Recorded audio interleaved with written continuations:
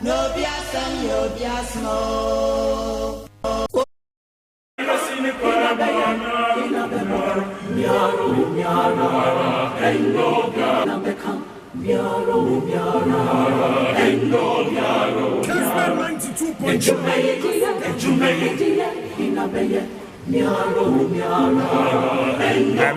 Now was checking your time. It's only 44 after 7. Na adope babenda was once again. Na yema wakwaba. But I'm faster than being so Emma, my sports team no for coming up with Kessben for Brussels. Adope you know din komo. And come on, who do a pina no adope you go up so and stay with us. Na yene won't change. As mentioned earlier, the Honorable Alan Kojo Chembatin will be joining us on our conversation this morning. Now, Yenino at the Enkomo. And we have a lot coming up this morning. Stay with us. Now, Shannon Sumami says, who DSTV Sua channel no channel 364 Go TV. Channel 121 and afi on your multi TV digibox no eso anope unya ye live and no no pacho mo amu yusu normal digital TV free to air anope unya ye live so na yede wo edi enkomo enti ma wadwen training nyina no Emra 0550596929 0550596929 0550567929 numbers are no pay your day Juma. It is only 7:45 now. But I'm fast than it be Mascon Estate Ghana Limited for na and pay one more Roma. A Mascon for Abua ye pa. Now one more say one more airton and Saseno Ayen Sase Papa Mekase Ayen Sase Papa. Not just a man so tribia no any home. Wacho Okotoa Sase ewo a Mascon for Asoya. We safe pa.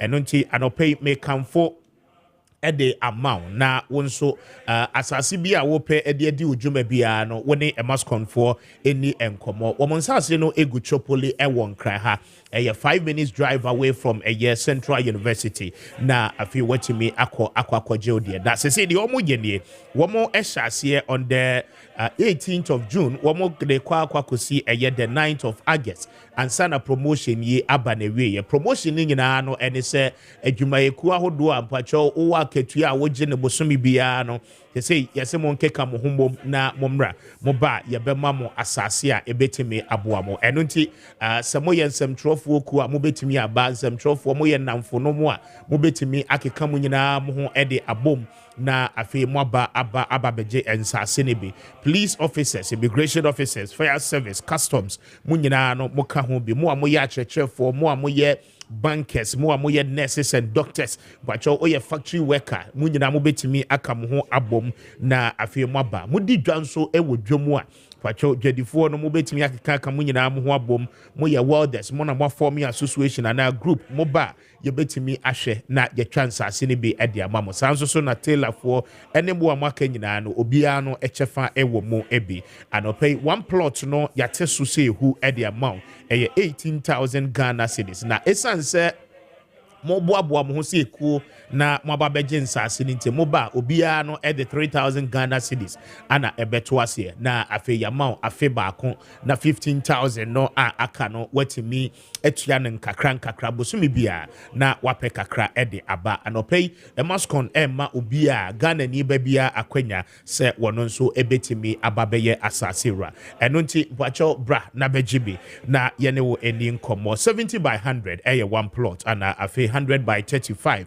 and so a half plot and pay opposite when a mascon for edi and kobo for one more on 0553 840-646 0553-840-646 and now for 0553-838730 na woni e mascon for any enkomo anopay na womo ebeje wo so aboa ma wonsa etimi aka asase 48 after 7 na menide Kwame Appiah Kubi Mr. Speaker. I'm highly grateful anopay ya said ya we can anopay bia no mpacho ene adesua de eho hia pa enti ope book books papa na ene no yato ye boase atro ye mistakes ne errors bi e won bia afrimu na yegina naka curriculum so ana atro books no de ama mmofra no se de be ya wo nso kenkan a wo mo benya nimdia hodo no eno best brain publication wo mo ana de books no de papa ni nyina no de abadwaman so from the basic level ekokosi senior high school pacho subject ahodo amofra ni ye ni nyina best brain publication for will be wo mo asɔyɛ anɔpɛ wo mo atena se mame emma wo mo ache na me ma wo mo akwaba baje empom te sɛ ihu adom ko Mr. Speaker bibi e fine o ihu adom best brain mo heavy pa anɔpɛ ya wa ba mi nim sɛ enkomo wo ho ye di kai mame ntio na ye ntie enkomo pa wo de ma ya anɔpɛ yo Mr. Speaker dedi kai me charo ma chia matiefo nyina so say da dedi kan aka no say ope nwoma papa betima to nshas papa ama obada achi a best brain book nko na esa okay best brain book books a dedi kan na ka agiatum afi book a na kinkan emre pa yi sanso na book a na nti asenso emre na ma adekire ne kan say adesua den emre no na ene ye courses kakra secondary school say ye from JS nursery sa ko si senior high school ye courses kakra ye be hwe na biology ha on say biology science for na ye omo ba ko ye medicine na pharmacy omo na ye pure science and then the ma best brain book biology e kan wan sem ye so nkokra biology wa system no mu de di kan pa no ye be ka ohwe sene osi twa nwoma yi a se de bia ka no e mana kenkan ene ade kire memre pa syllabus no efi form 1 kosi form 3 no bibie ni ho efa biology ho a unya no book yi mu on se bi ho mo cut and paste keke there's bibia obenya ewo we mu afi ne e ma eta da songo kura ne se topic bia o ka ho asem no ade kura wo ka ho asem no waye ho mfuni de ede ama wo ebi won so wade diagram de ama wo on say emupi eni say akora ken kan de no yo sa na we hu bibia on tare na wede o kana se enu ti topic bia obenya ade kura wo ka no waye ho mfuni kama a kira de kodie no a wede o ka ho asem no afi eye book ba ko nso a every topic bia so ayade ababenya examinable questions ho and esa prepare am we exams dashing and if form 1 kosi form 3 no unwe book yi no na wa solve questions nyina obetimanya bi editor to onko na da ho homede twen and you won say ema usua ema ne dey mremre dey ema and unti ne hu hia pa say emprempren a obefa your number ne sisi a or open book etino after 0507 200 after 0241 520 946 bomodia na phrase si a o de Mr. Send me kan on enhwe we say so hwe we ya o say microscope is that microscopy then akwamba se faso de adwuma on say ye nipadua na ho no na mse baro ye kafa ye nipadua ekwan are fa so bam ekwan ye nipadua fa so bidi ne yare so cells ahoro se yare be mukura efidie be na ebitim da hwehwe ane ne ma horo ye den atiti sa enti hwe wa na fefe dai eda kama ye den amount okay wo de to nchen a o de ne parts ni nyina o ne mu bibia so ye den amount kama se ne ka se ne yare si edi enso enkunimi o de me fa ba ko pe na my brain nti o de hwe say ti say mfa covid-19 bae yes on say kan pa bebre hwe ahiri pa bebre ase ba ne say chronic mi bedi nkunim sa oba kire o say virus ba oni padua mu a o cells no yo so onya do obeganzen oba attack no as a host cell no oba attack no o attack no no ko adi nkunim wi a afi enam so no time di nkunim di afi ono so de foforo bebre dey ebe ka ho no de kakra no de o de wiki o system ni na nti say why diagram fe dey amon e kwan a obefa so obe attack o cell no o kwan a oba ono so be produce kakra obetima de ebe dey abe wiki o system ni nyina enti hwe se akro na isua na bro waken kan woman sa diagram no hu ni nyina ohia se o ka bibi fa yini pedion kwan ya refa so bem ekwan ya refa so di edu sunkunim a so obebra na omre kra adenti afi se wo sua osua no enam say ye o images na se pictures ene diagrams ahoro nti no abobo from wabede obeti die osua na nkasa de asiye pa eno de ho hia pa se mprempren ya no bombodian say obefre number ni sisi a 0507 200 afe 0241 520946 afe sene di kan your books bebrebe if in Nigeria kwakokosi JSS and SSR books are kan wasem and the books are horo ben na yewo ai betima abo amofra ne paaye so far Nigeria ni se ya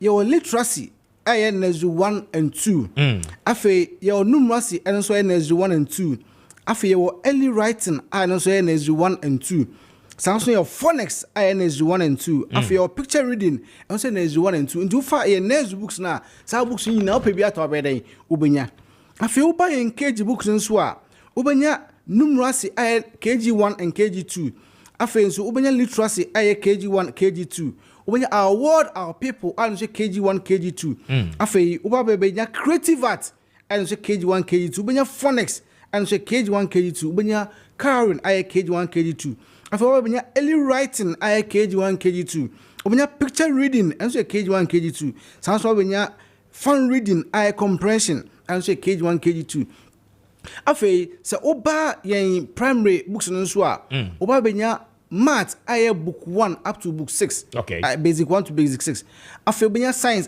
basic 1 up to basic 6 afi benya English basic 1 up to the basic 6 afi benya our word our people basic 1 to basic 6 afi benya computing and so basic 1 to basic 6 afi benya creative art and so basic 1 to basic 6 afi yo asantitwi and so basic 1 to basic 6 yo history basic 1 to basic 6 afi yo RME and so basic 1 to basic 6 afi yo Akuapim and so basic 1 to basic 6 sane yo ga and so basic 1 to basic 6 afi yo infante and so basic 1 to basic 6 afi your French and so basic 1 to basic 6 and now say mama person from sua pi eka ho nti ohwe maths and science na ade a waye workbook ayde ababeka ho a obebenya no so betima bo apaaye afi ohwe yen Jesus product nso a eye combine so turn from 1 a odbebe wie ewo form 3 and your maths basic form 1 to form 3 no ebomba ko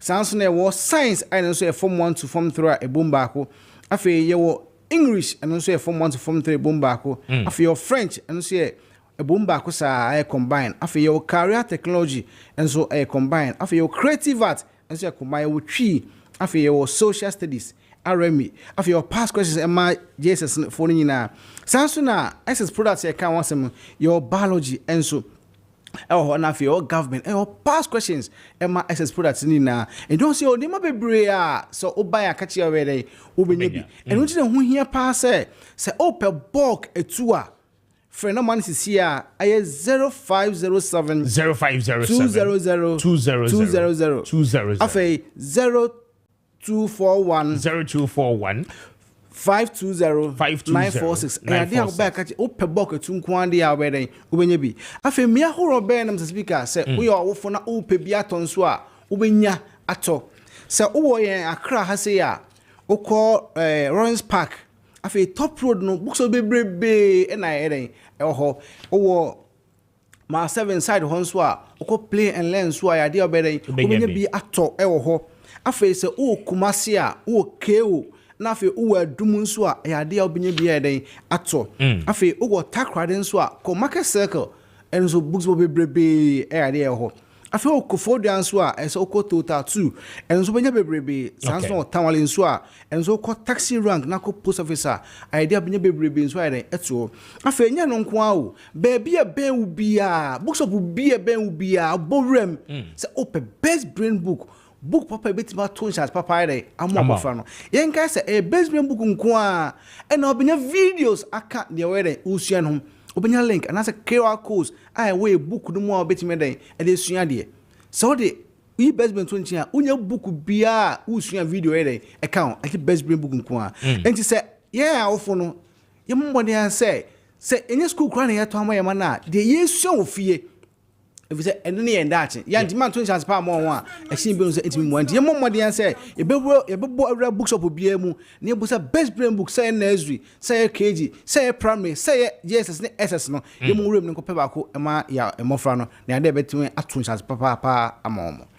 Very well. For numbers, need to drive him now. You're fancy. And your numbers no 0507 0507 200 Afe 0241 520 946. So pe boko to a baby a wo bia no de frey edin man bero. Very well. Mame and now was say anope na pacho open books papa ato na echime aboa obano ne ho masua dia anope best brain publication for books and assesse wonso utimi etobi ebeboa wo ye pra from nursery no ekwa de kosi ege senior high school no subject ahodo mu ye nyina no pacho wo mo ewo bi ewo ho edonti ko na koje wo de me da say anope nyame enhira mame enkwa homane so na menye adwuma we de edikan emra whilst we prepare the way for the honorable Alan Kojo Chemate but many executive director at the Masem say NDM Komo na we were told say from Ndra there say utility tariffs no ebe kosro water bill electricity any the account nyina Ben is here to make a good morning and pom to say good morning Binia. Very well. And open bed as I said, what so the earlier indications telling us from 1st July, idea tariffs no increment no ebeba na afe implementation no efrasia. Ma yenin komano pay PURC efrasia womodi ye adwuma na.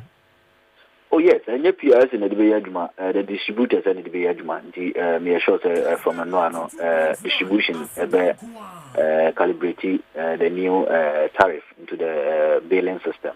Now, on the amount if we know and will be able to electricity piano, especially some of the residential users now, cost by 5%. The Yajuma.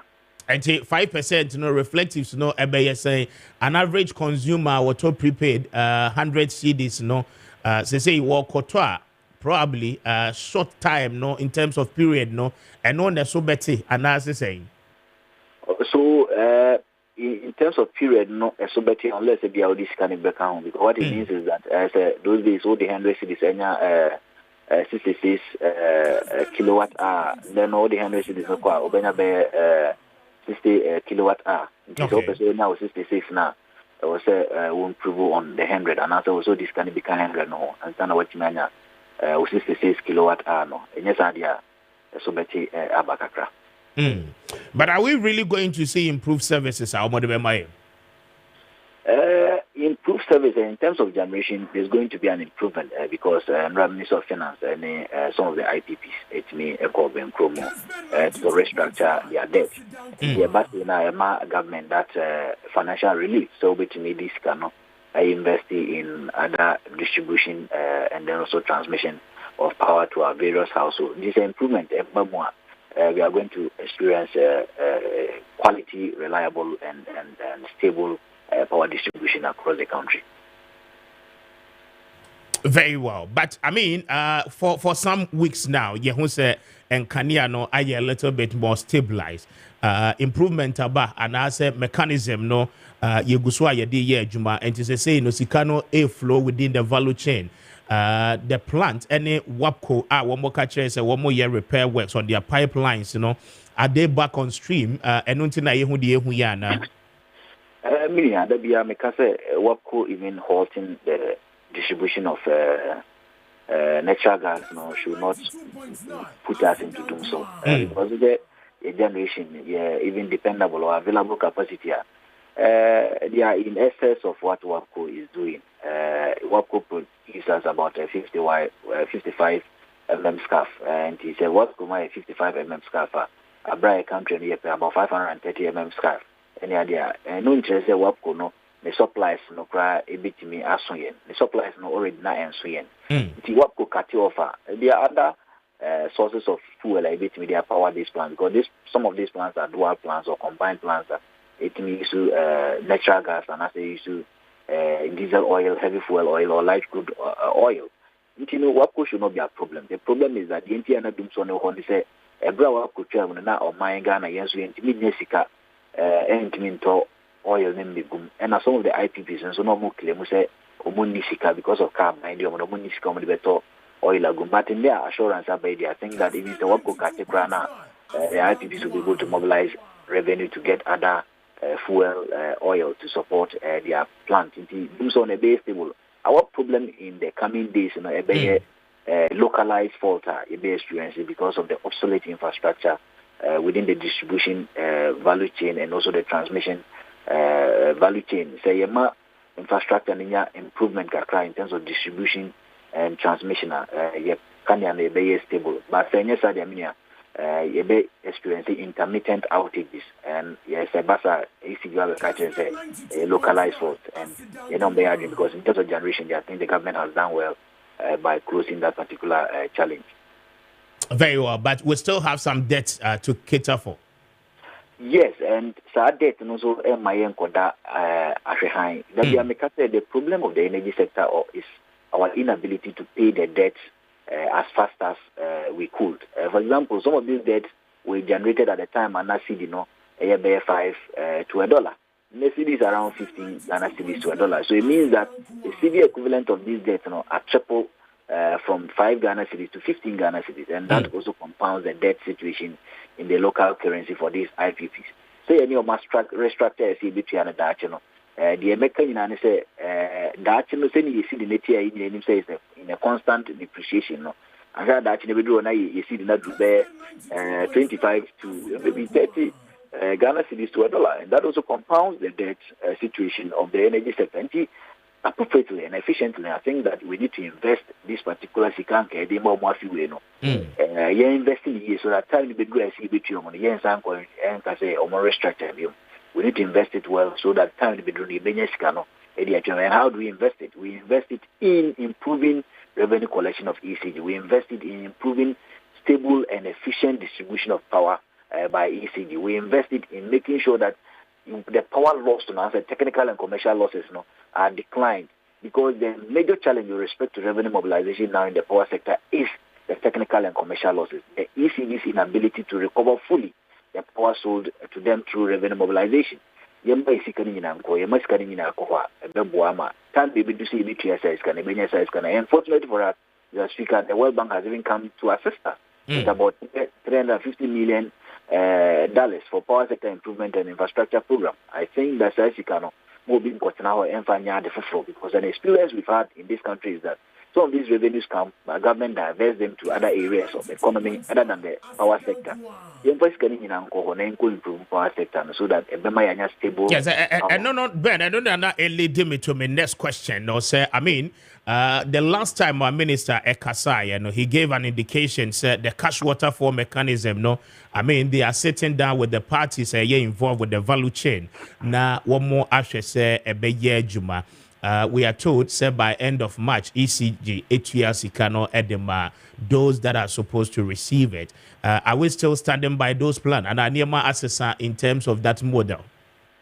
I think recent times the rebel ECG about to what civil society and also the PRC. It has, now ECG, ATL, the IPPs as a private power supply companies and as a private sector service providers within the power value chain, na ECG, Etiomo, which are the category A. But na category B, which are state-owned entities, na ECG own tier.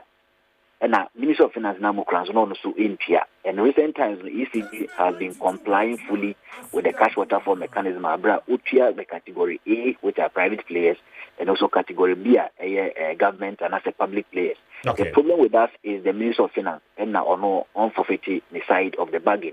And also on fulfilling the side of the bargain. And for that matter, the best remedies of finance say on also fulfilling the side of the bargain. To be fulfilling the side of the bargain, it means that recurrent debt in the energy sector are being taken care of.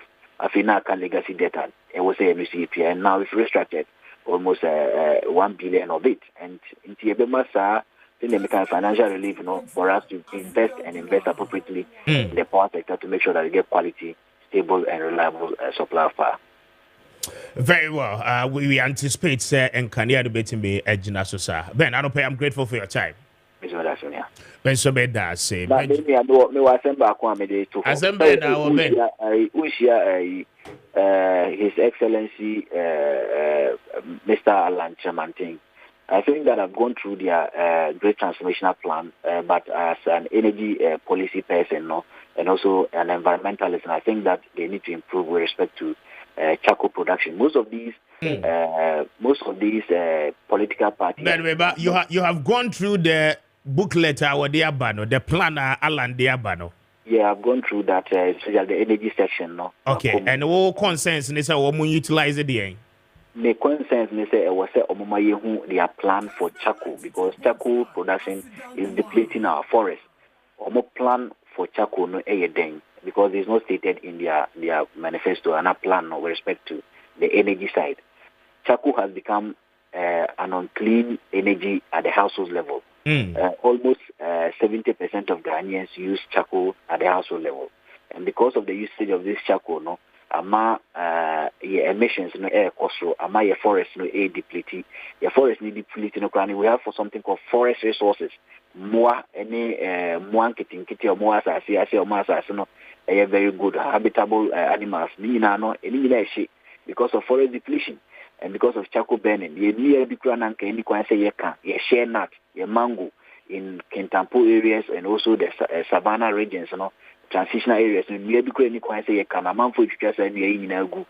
but most political parties do not even have a policy on charcoal and how we can stop the burning of charcoal and improve LPG usage. Intiminia, the person will be say, Diana omu party no omu ema the charcoal industry. Very well, Ben. Your question has been noted, and you may be some more. Why? But I say, Executive Director Edema Simpson, I mean, no, Eddie and Komono Benjamin is here speaking to us and bringing us to exactly 10 after 8. A high Kessben 92.9.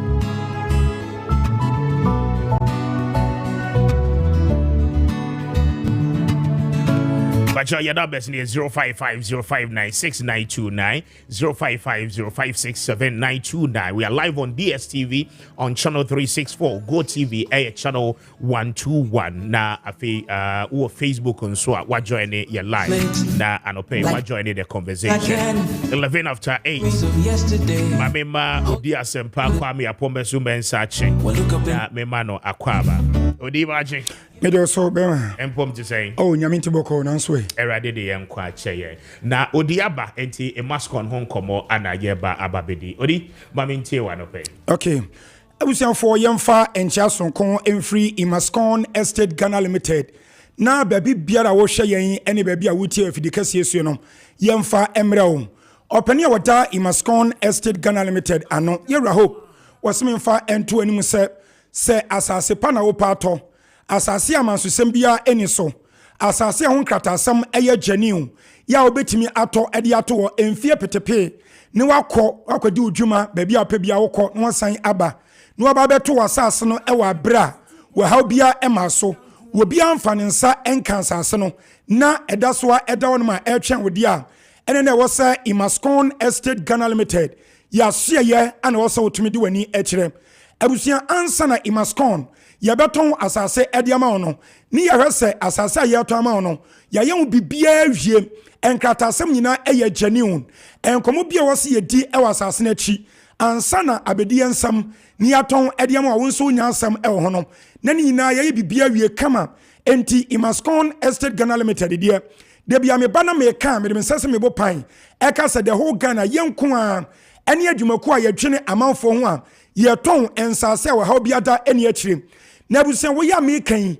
e bia wo teka mu ana empo wo di dwumadie bi eno nti bomodian gie no mesi na wo gie no mesi na wato bo ase any penny contract for what adwumai ano yewura hope ya wo di no birthday na woni no adi enkomo ye no mesi ye di kan no eye 05 0553 0553 840 840 646 646 0553 0553 840 840 646 646 and 0553 0553 838 838 730 730 0553 0553 838 838 730 730 and 0209 0209 155 155 437 437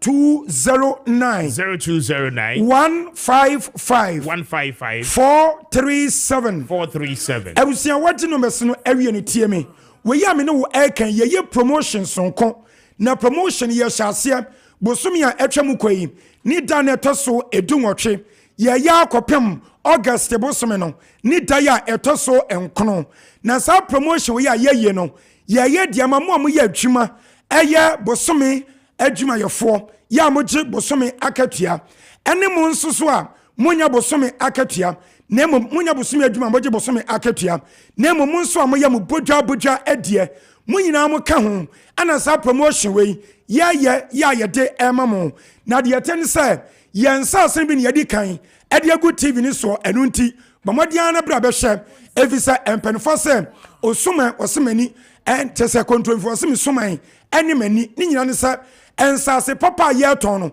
ane ye pesa wo be hye fisi ene ensase no enya de yede nsuom enya de agu pipa so no akase bia ensuo to a ebe yira faw ana de atacha bebrew ana empo ebia mframa fa egu pipa nso nti ebia na wo dan so apa yensase no eye flat land etesa desert no ane ye dwiso nyina kama ye demarcation aye bibia wo so edisa wo to ya asase na eno ense wusu dan na promotion na me kan wasem no emu package no enie mu amoya bosome adwuma sa ban adwuma anampo ankrankra adwuma ya moje bosome akatua eni ye nuanom ne ya maame ne ya papa nom ya mo nso mo nya bosome adwuma na mo nya bosome akatua na mo mu ambodwa se dwa na wudi mu ya akuafo anempo mo pamade mu ya carpenterfo mu ya adrobafo ane yesem nyina mo nka mo emom na momra imaskon yase ye na mo ba yensase a enkane ewo tropolina ne buo no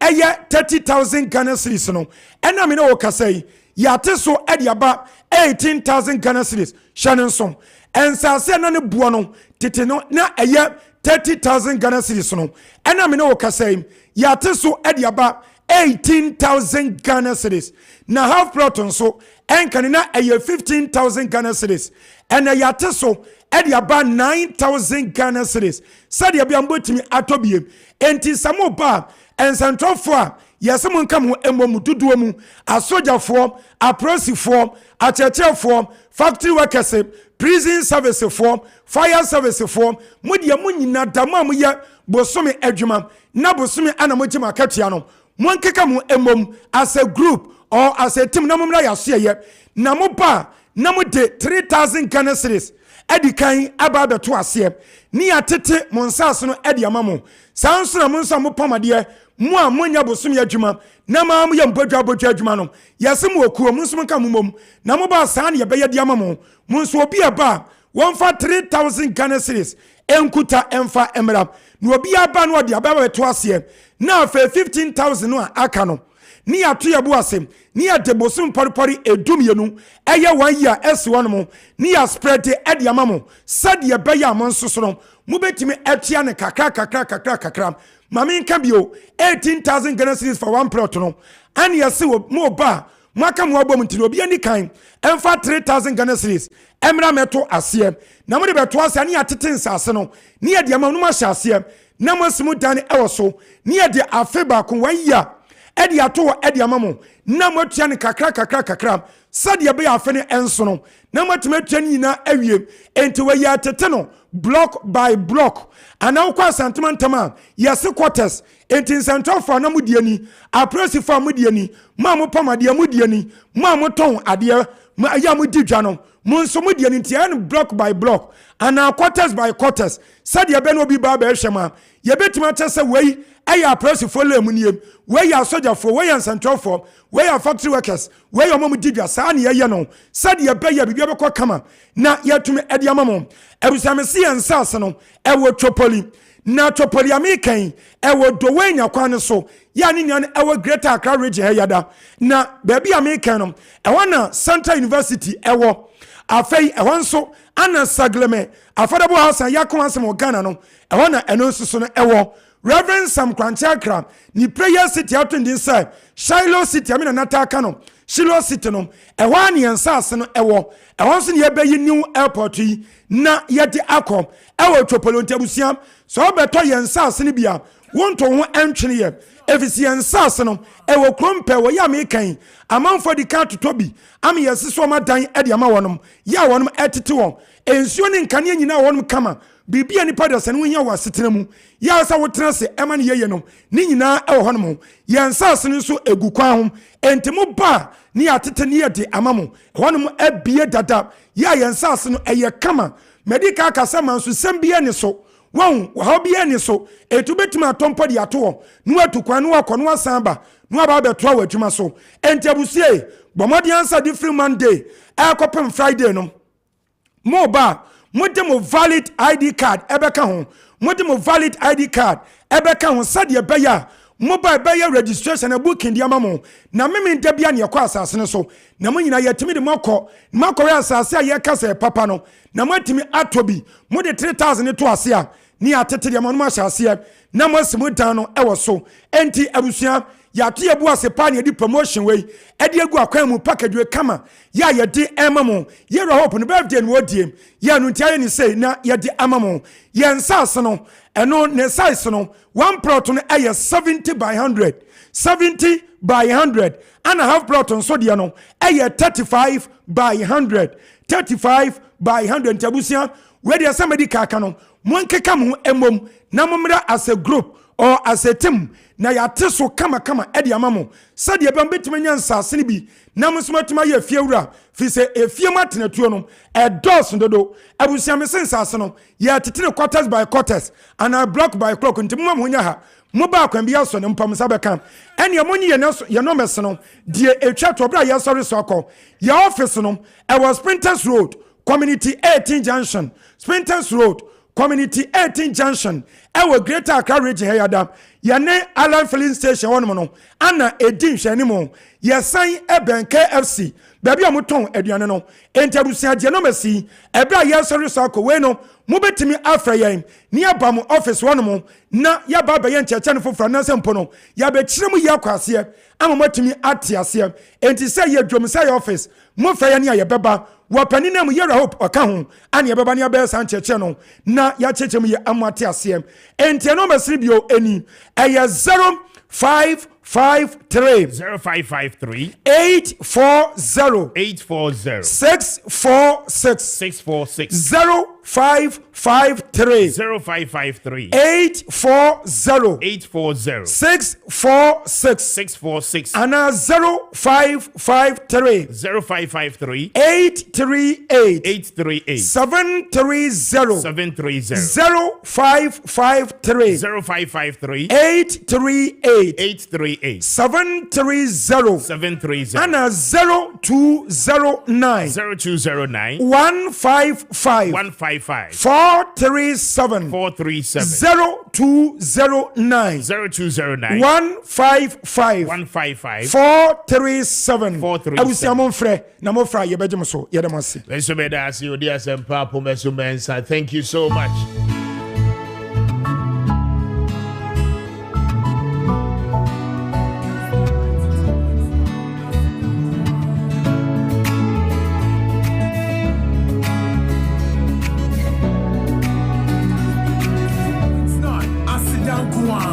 Another 6 o'clock is here.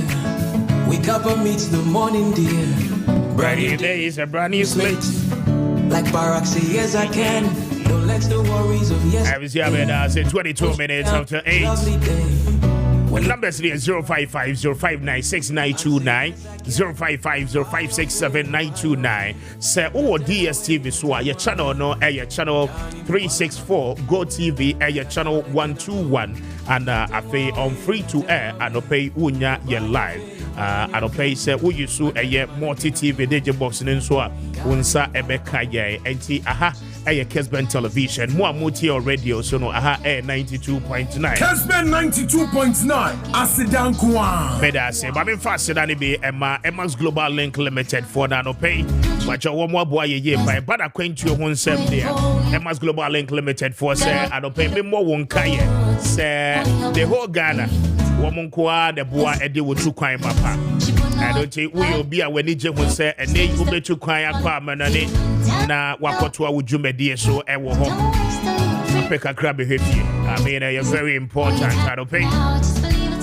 global Emma's Global Link Limited for and the Bay Association in no and a ban visa acquisition one more and take you through the process now I feel the necessary documentation in one more and far more now also ya kwan copy mo wa manane the teacher what we are this year our person to our this year so what say your masters and a PhD and a work akoye and pay Emma's for the application in no and the amount na afi wo mu wi a wo mu ahwe se wonsa ebetime account wo mu adaroma adope wo mu so aso ye kupa se wo kuma se ne mpatemu a ba chokwa safu labor wo mu ne senate office no edi enhwe ni mo one crime so I will be called Wager Kaswa Main Road you know so White Cross Junction the Honda be more Emma's Global Link Limited for now when you want more editing come and pay but your number is 0504 203401 0504 203401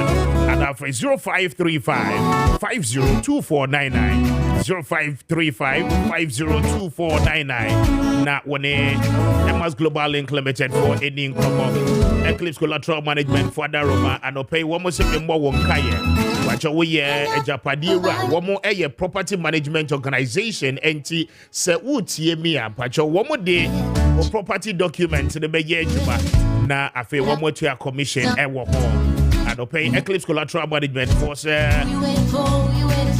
we be a businessman and a businesswoman but you only collateral nanso open a bank loan and a facility and pay when you are moving come Eclipse Collateral Management for ebeboa we ye ama wonsa etime aka wo loan no more ebe assist you with collateral and no the value no will be equivalent to sika open no and ntia do pay call Abakan Street e wo Adenta New site and cry na when Eclipse Collateral Management for any command no pay one more ebe je wo so pa wo number is 0266 999020 0266 999020 and after 0302 55 1877 0302 55 1877 na when the Eclipse Collateral Management for any income and pay na one more ebeje was so here anyone that ever made it said it was an easy slate like Barack say yes I can don't let the worries of yesterday hold you down on this lovely day.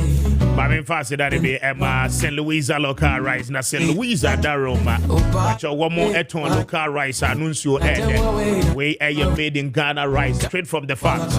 Na yemfa bibiano enfrem and unti say we use St. Louisa local rice wunya the natural taste of rice.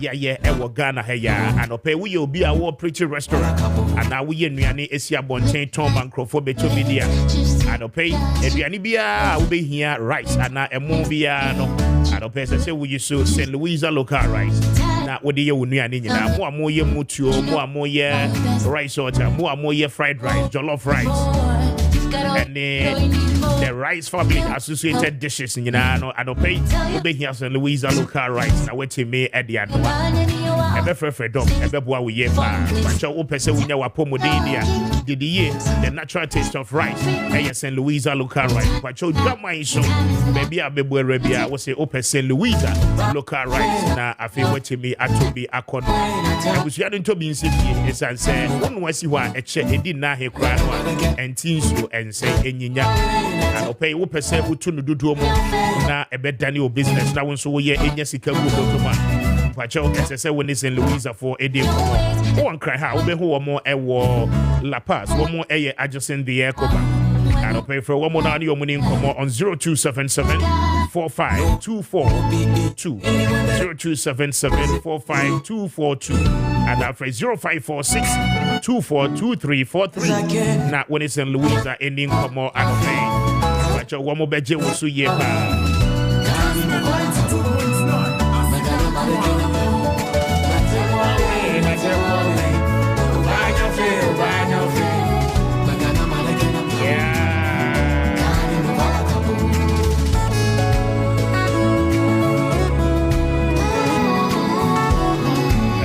To do this.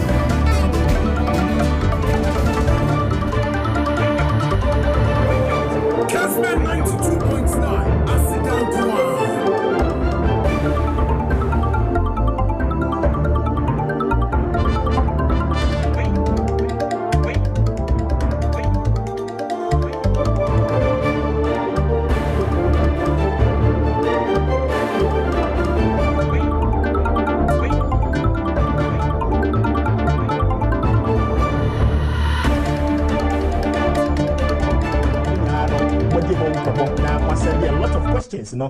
it's up. The man, Honorable Alan Kojo Chiamate, and Ope Ewo Studio. Mami Emanachi, na Memano Akwaba to Kessben. Kessben 92.9. Good morning, Mr. Speaker. And Pumboko, dear. Eradiadum. Yes, you're here. Speaker, who party very now, who parliament. Ghana for now, Mr. Speaker. Our radio, so and say, oh, amen. I don't know your momo not your near Babetos. Yamiadum, and see. Horrible. If you are very fine, thank you. Horrible, and I'll pay Kessben, Edawas. Minimum team now, so Edawas. Mr. Speaker, horrible. Say, who say, I've ever presidential contest, I don't know much. And the Branham training. Thank you. Thank you. It will be my honor. I'm grateful. Honorable. Who body I saw you go to go. Oh, that was a Friday. That is the one. I was here. Yeah, that's the Joe and the sports team. This is Kessben 93.3 FM. But delegate no Mawa Kwenya to lead the party and near money be braina the bigger vision in no Ebeka de. A dear near ni swadi huna owo the new patriotic party Amanyuko. Yo. Yedi kind we about vision at two levels. Yes. Vision for the country and for the party. And for the party. Now answer na meko party there no so. Me pese me si subio. Okay. So even in flag bearer crying.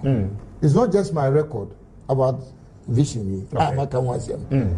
I've put forward a new plan for Ghana, the Great Transformational Plan, which symbolizes the new vision for Ghana. The party is what drives the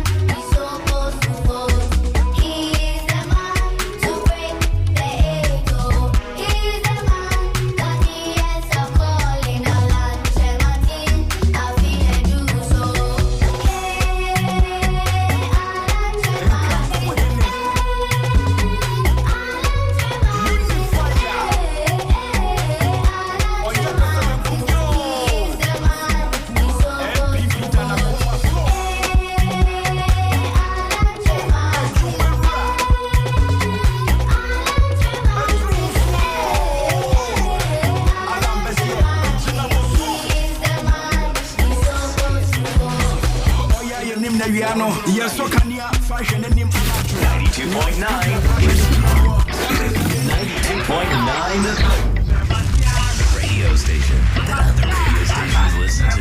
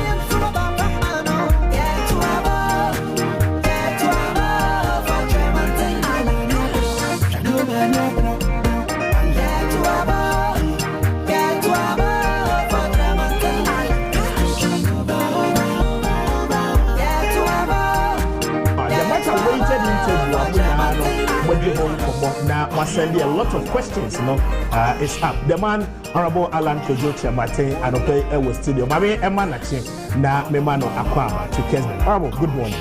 Good morning, Mr. Speaker. And come back on there.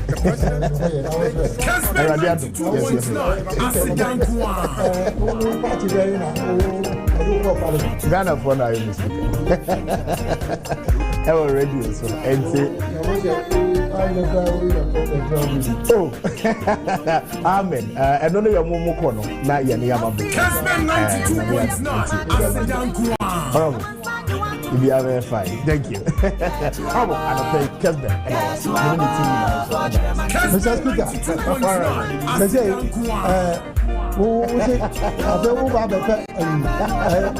presidential contest media. I don't know how much. Thank you. Thank you. You will be my honor. I'm grateful.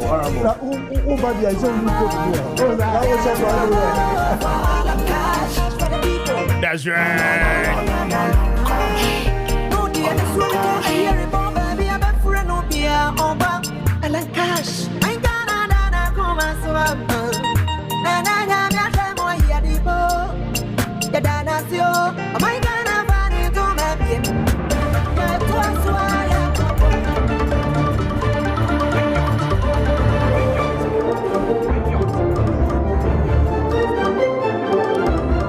It is only 38 after 8. Hi, Kessben 92.9. We are live on Kessben television and live across the country on all our social media platforms. I'll pay my end. I was it now.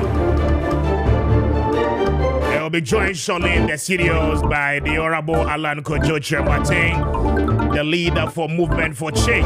Na I'll pay on the Ghana and no Ebedi and Komo. Now, quite interestingly, I mean, he's the first man officially what the policy document about between we go deeper into Alan Kojoche Martin, the Great Transformational Plan GTP. Na Yanigana Funina no Eddie Hong Kong. Your concerns are welcome. And Maakye trading in no Ebra 05505969299 05505679299. You're live on radio on 92.9. But you're joining a live feed, you know. Other Facebook handles na Maakye trading in no Ebra. We'll tell you more, and you get to understand clearly the vision of the Honorable Alan Kojoche Martin Anope. As well, more messages, more concerns, plus more questions. We'll do our best. You back ready, you back in kind of I'm a native me a year. He has put himself forward for scrutiny, and he Anope, where you're Ghanaian, you have an alternative view on who becomes your next president ahead of December 7. On Election Avenue, we bring you deeper understanding of the issues. Now, Yadika Kachos, in this particular month, we subject the policies and announcement presidential aspirants Ninano to the highest scrutiny. Na Yaniwa Muninano Eddie and Como 40 after 8. And still join us. Mr. Speaker, I'm highly grateful. Stay tuned. The interview will be underway shortly.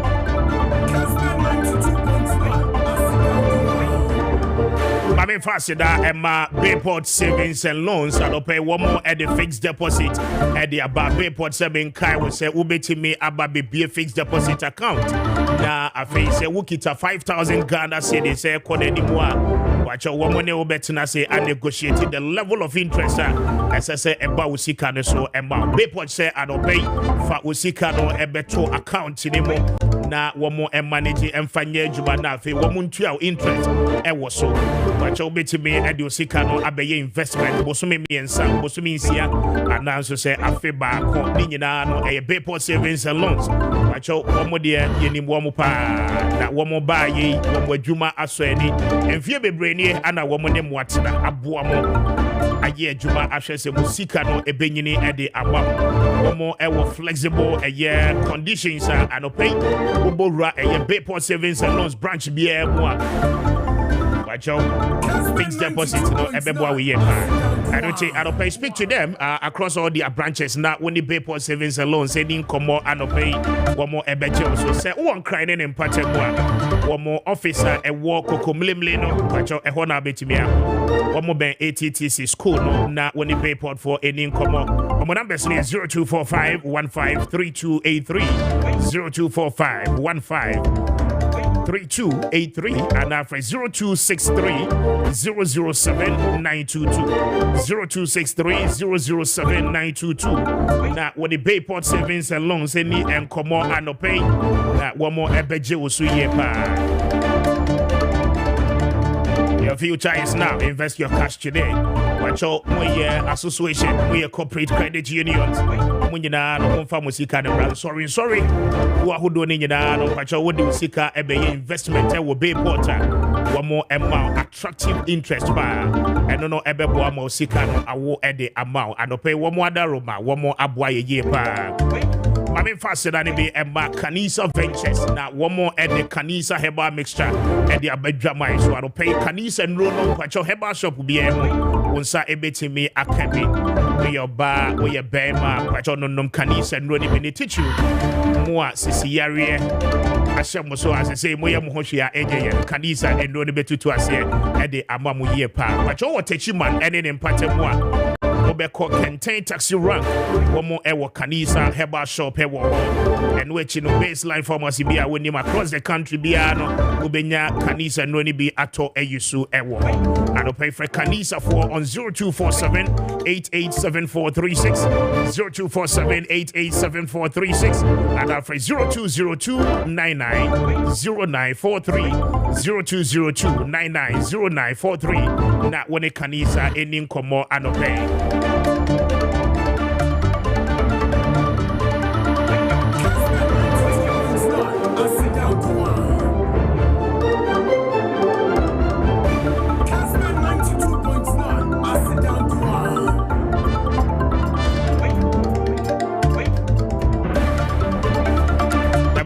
Your Martin is already with us now. Solid. Yaneno Beshem Comodian in Ano. I said, now, Format Institute of Media Studies say, I don't pay me more one kayan, but you'll be a woody, I don't pay. Now, we are interested. Unya Juma ye in Calbe Media, but you're beginning dear and entertaining in Ano. Our Format Institute of Media Studies. I don't pay we a period, we are for banning any jeans and trade Juma ye one. Mano and Concosuania, now when you're named Diano Mapa. Everybody here format amount it here na they are promising one more amount 70% practical, one more we are one more at the 30% theory akahon at the amount. But your broadcast journalism, if we are the media law and ethics and pay was newspaper reporting and reading, sub-editing Format Institute for Ebechel. I don't pay say would here the place to go no a format na when a year one more any answer was one patch of form no 100 Ghana cedis pe na ubehu school no ewo Aliu Mahama Road no eso ewo South Odoko and Kraha and ope one a year Format Institute any enkomo na one more ebeje wo su ye pa one more numbers no 0549 655 649 0549 655 649 na when a Format Institute for any enkomo anope. It's 8:45 a higher Kessben 92.9 live on radio. Say Uwo TV so aha a Kessben TV. DSTV so a channel 364 and Go TV a channel 121. Say Uyusu a multi TV a Digibox neso anope unyaye and so more yusu digital TV no a hojina no anope munyaye. By Intiwi, Naimra.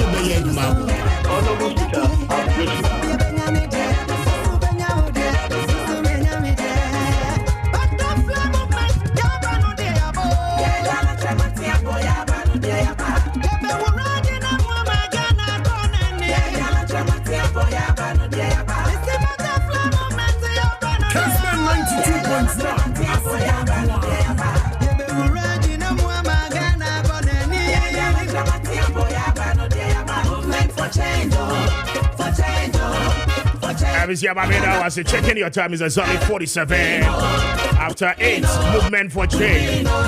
Grace Ashi, I love this one. 05505969299 05505679299. The man you've been waiting for is seated in the studio. Kwame Emma, the Honorable Alan Kojoche Martin Ache. We are live on radio on 92.9. In Kumasi, Otiyenka, on 93.3. We are live across the country. On DSTV, we are live at channel 364, Go TV, channel 121, and on Multi TV, Unyaye, free to air, and we are live on all the digital platforms as well. Mame Emma, the Honorable Alan Kojoche Martin Ache, na me mano akwaba. Honorable, good morning. I'm pumped to saying. Mr. Speaker. Honorable. How's way? It's good to see you. Good to see you. I know by the what and I who compare a bank loan. Me be Honorable me be share with you. Hey, Speaker. I want you ho. And bibia onyame adaroma. That's right. Edano susuno. Ya dasi bibia koye pa. Bibia koye. Na answer na. Ense ye be share enkomodie na se no. Mepese meda minua sakesi ase efi se nipa dodo na enim adwuma Kessben ni wura no waye na se Ghana yenya ne seso dukrampa kenanka Ghana nge ni problem kwa nipa Kessben ye chiawo.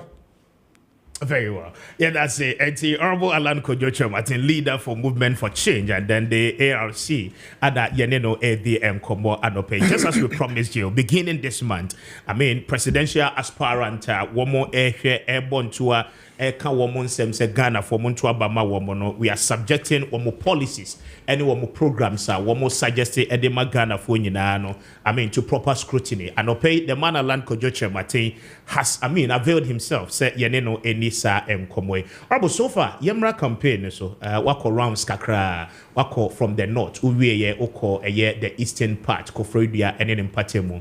We see for Movement for Change, a buy any rounds awayeno. So far, send an yema esitia. Nyamia daruma. Ekoye pa. Okay. It couldn't be any better.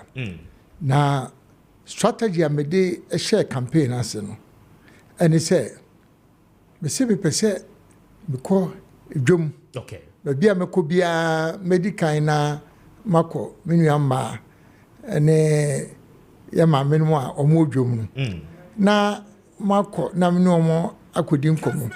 If you say wo pese unya the heartbeat of Ghana for baby a Ghana for adwene ene o makomo wo pa dia ene speaker dwom na ubenya die ekosopa obeti ase e wo mind mu ankasa if so say ukodwom a ho de nani abre oton no ma exactly enti enya de a ubetimi kura ka say o ko mobilize ni pa bia kogu e de aye politics ukwa de omu feeling nanu an o be yi a kirew anoti me say medical alcohol okay na chese mi wie kura nsana matoa me campaign so enti so far baby akobia nyame ato super gu so okay na on say hono so no say the maker no organic love and nobody share baby abekobia mentimi nyi ba kompom film na eno na emma me da nyame ase pa say me hwe edo a omudi shia me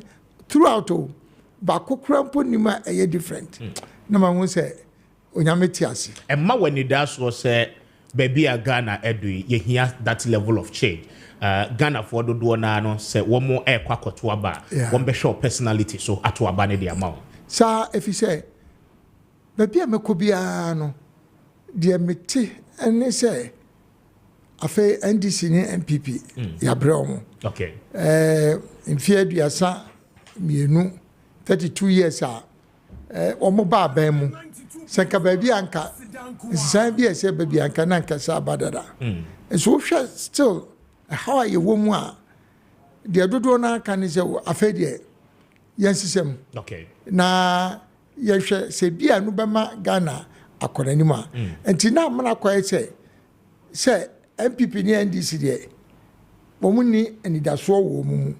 The mum a cat, the pafo na or then home sign out everybana.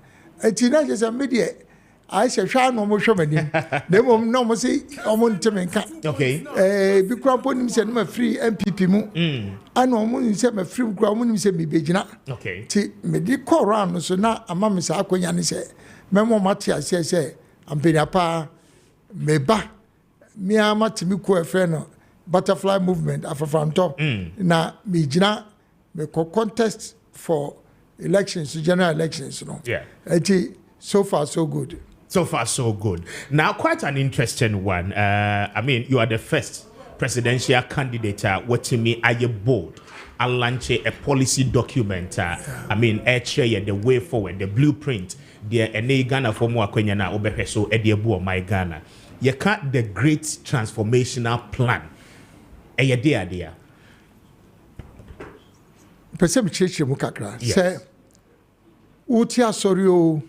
Wote company o se ubu man o de di kan a se o ye ne se unya planner o di baye adwuma no okay if se woni planner na che se de na wugina so a wo di ebeye ekuo no ana se asone kra wate wo di baye adwuma ana company a wate no wo di baye adwuma enti eno no ema de abofo beka se ema road map okay ɛno na ɛkyerɛw ɛkwan a wobɛfa so a w'ani so adeɛ hu no ɛbɛtumi abam nti mede kan ka sɛ manya ɛde asi me ani so sɛ mepɛ sɛ meforo abaanwaa no deɛ sɛ medi kan yɛ ne sɛ amasave plan na wobɛka sɛ o na ne sɛ parties na ɛwɔ hɔ dada no wɔn nso so ɛwɔ plan na sɛ wɔhwɛ a NDC ne MPP efiti saa fie a mo ba mu nyina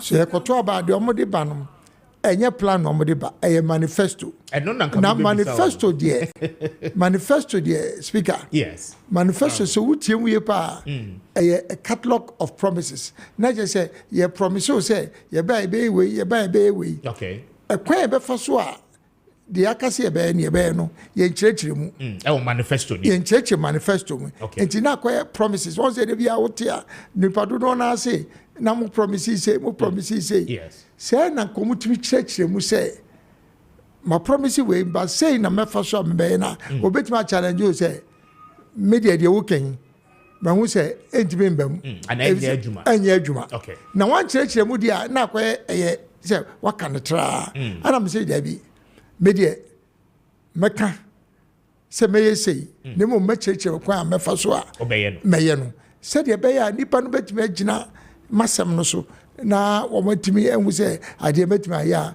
anamenye tie na di kan na se wo hwa se parties bienu a omadi Ghana nim for 32 years aka 5 months boso miensa yakwa koto aba wo mutimi fa plan bi ambae ye betimi agina so aka se ye hu de mbae se kane mbae no nka e betimi amagana pagya na nka pagya dada musi still mu pase mo ba bio na mo ba de na mo ba be anya kura nka ba na de nka mo fa tintin paper so ne ehwe up to 9 by and media me say medical de media na ba medical media pese nipa no omo pese mu no omo ka say Alan okay wona ubetimi aye adwuma no but speaker we dey menka bibi ansa na yes yeah details on say Ghana say your home okay sika sem economy no enkoye but I can tell you say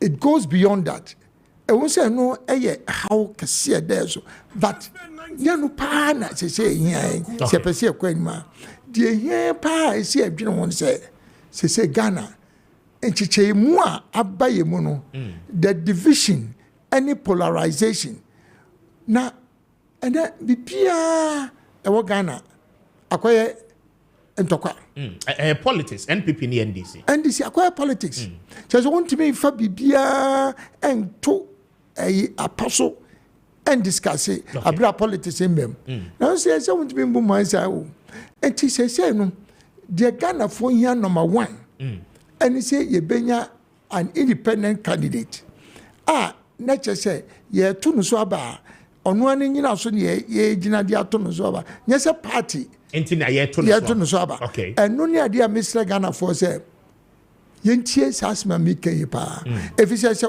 party na do ba dia na say the party no epe na wo ba be ye say you are not there for Ghana, you are there to represent the interests of your party. Okay. And I first say we sha and now say ye gina party so ne di to abaninti say abanba no share project bi ase a ofiri so a aban foforo a ebeba no say project a you enyo ye nto aso ye jato na esa no a na che say o man na ye ha no tindie di kan number 1 and he say it is time say afa ye bepe independent candidate ono de ogyina finfin Ghana nti no de ba eno ne number 1 eno ni de nti a man kwete party foforo a me se meko content crow ye to so mienum enam say ye mu achiche ni nti na ema ye nko animo ni nti no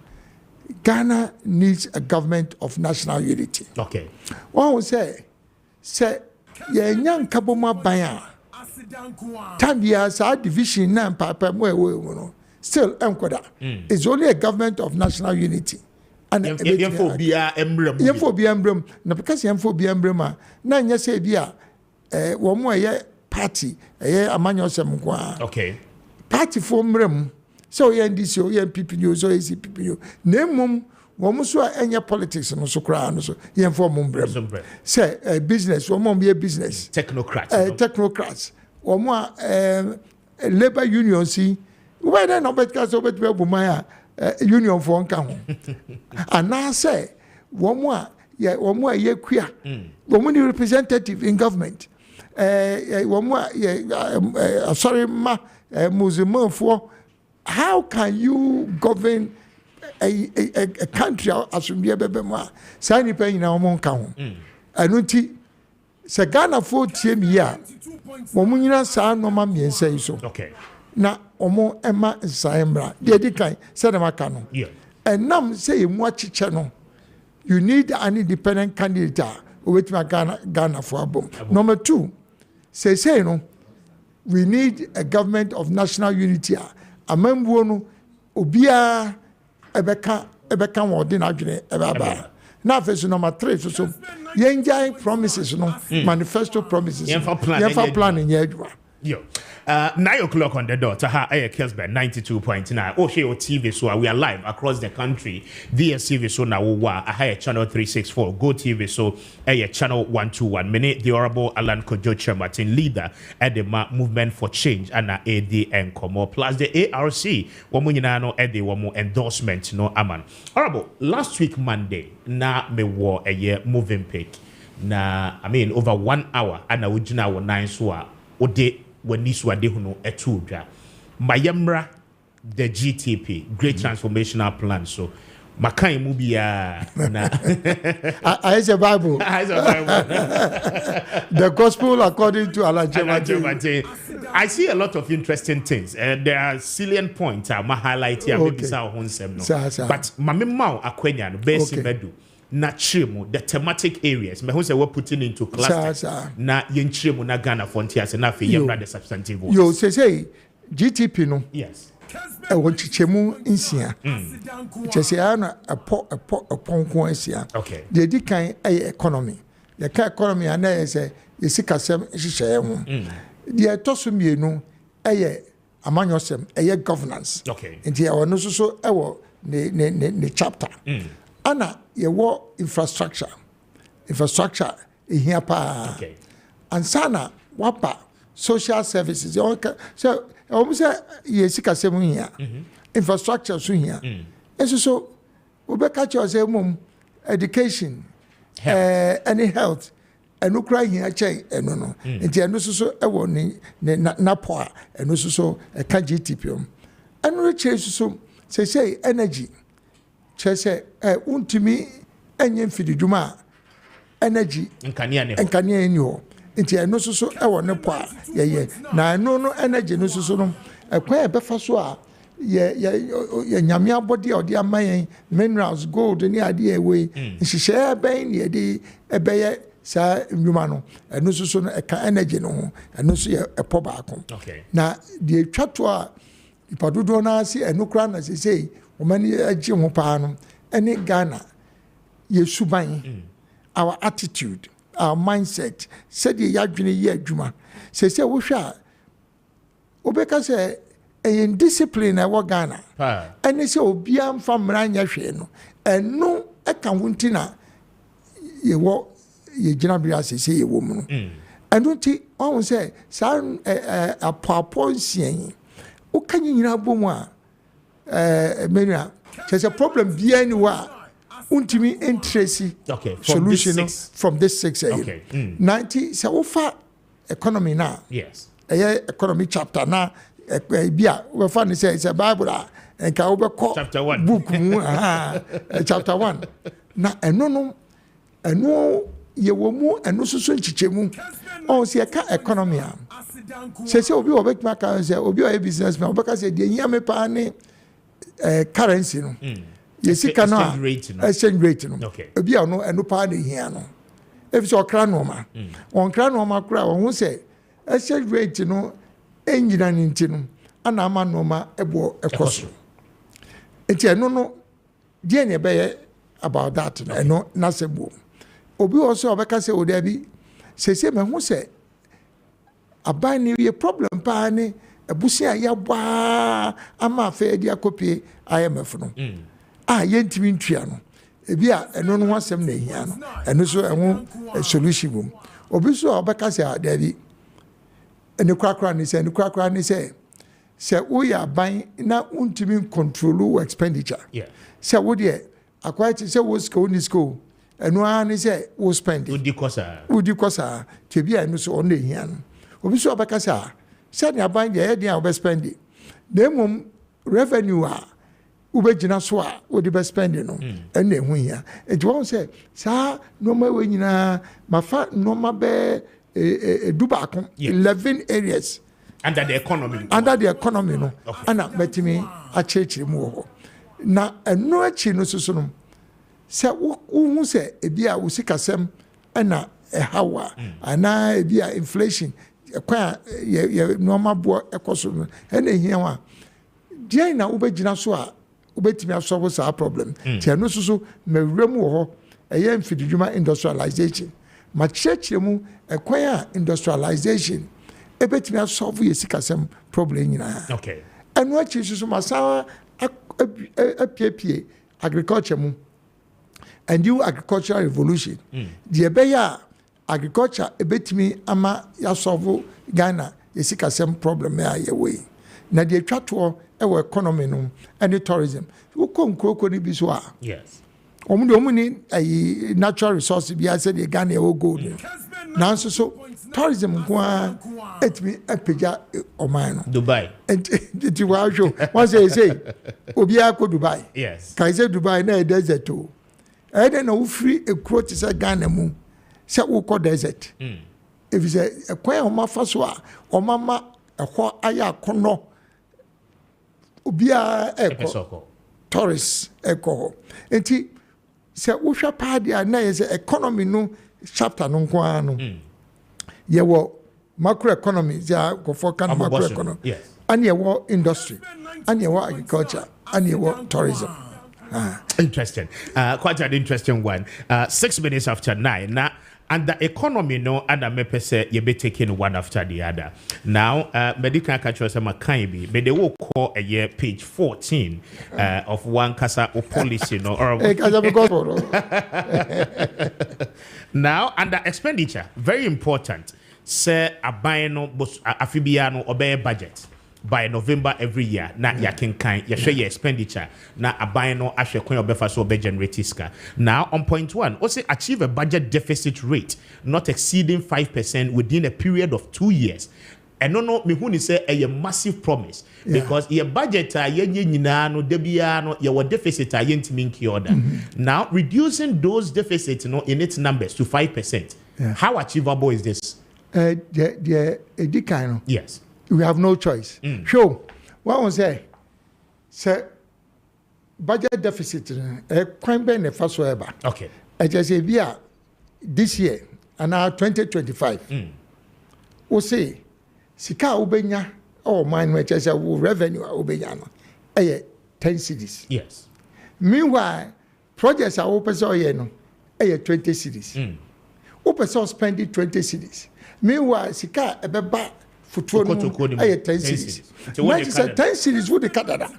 And he said, sir, 10 cities no a uni hu sika no. And so person will spend no. Uni shop should be a kobo ebusia. And the best also. The best also and son what me spend it sika. And he said deficit no. Na say time bia no o deficit. Say o show no me ya. And he say unya deficit. As a balance book. Okay.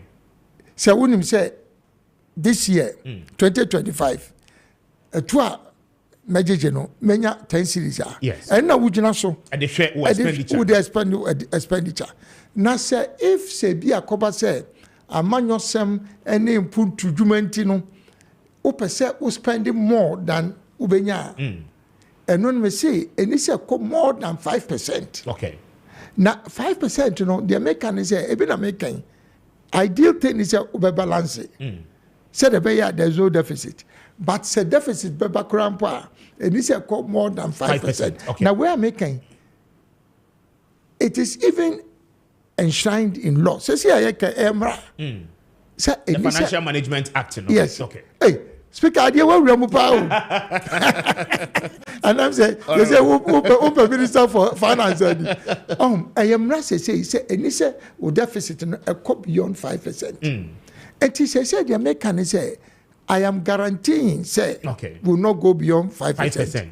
Now, so me can one say, me can confidently. Yes. I don't think me can confidently. If it's a minimum, my church, me kwanya, me faswa, me increase government revenue. Okay.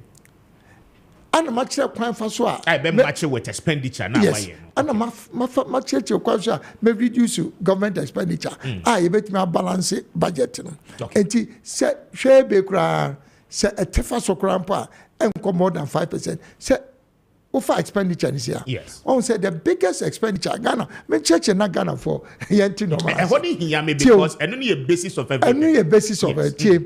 One say we salaries yes yeni edma wo aban mu no compensation yes salaries yes na say uyi interest you wo loan so u kan nyina bomu a it takes almost like 98% of your revenue okay tedemikan enye account would no interest yes. Plus salaries and nkwa eje revenue nyina enti na say account small percentage bia we dey buy infrastructure enti what we say na acquire to say perpetually no Ghana your problem unless say ubetimi reduce the size of government because on say you salaries and nkwa plus interest payment enti the first thing we say we reduce size of government. Yes. Now, by reach the size of government, it must start with your cabinet. You remember cabinet, but you are also promising, say, Ube create jobs, create cash in the people's pocket. Yes. And Ube reduce the size of government. No, it means that and be redundant. No, yes. And how do you correspond? What church mupa? Yes. Say no government jobs. Yet in fact more than 700,000. Okay. A big grand see that. Till the making speaker. Just a public sector jobs. Ain't been go beyond 700,000. Okay. And no crown pona and no in say you know. And no crown still your problem you. Paying government and no crown pona a problem. And what we say we have no option, any choice. Yet to me and you sue government ejuma. Enfa absorb nipa area school every year be nipa free tertiary institutions by they are more than 300,000 exactly and he said every year be 300,000 area school near begumo the egumu that granya adwuma na another year ba na another 300,000 ebegum Enti se etuatu aso a na se ne ka kire o se 14.7% unemployment. It is all yawa. Okay. If you say sa ni pe nyina omo ntimi enko government enti ese say number 1 either say o private sector. Okay. Akọ pay adwuma. And now say o self-employed. And nti na maka se me kasa se metimi reduce expenditure na meka if you say meaning say me say obi obewie free obewie SHS bia no. Yes. Obekọ into compulsory internship program. Okay. An apprenticeship.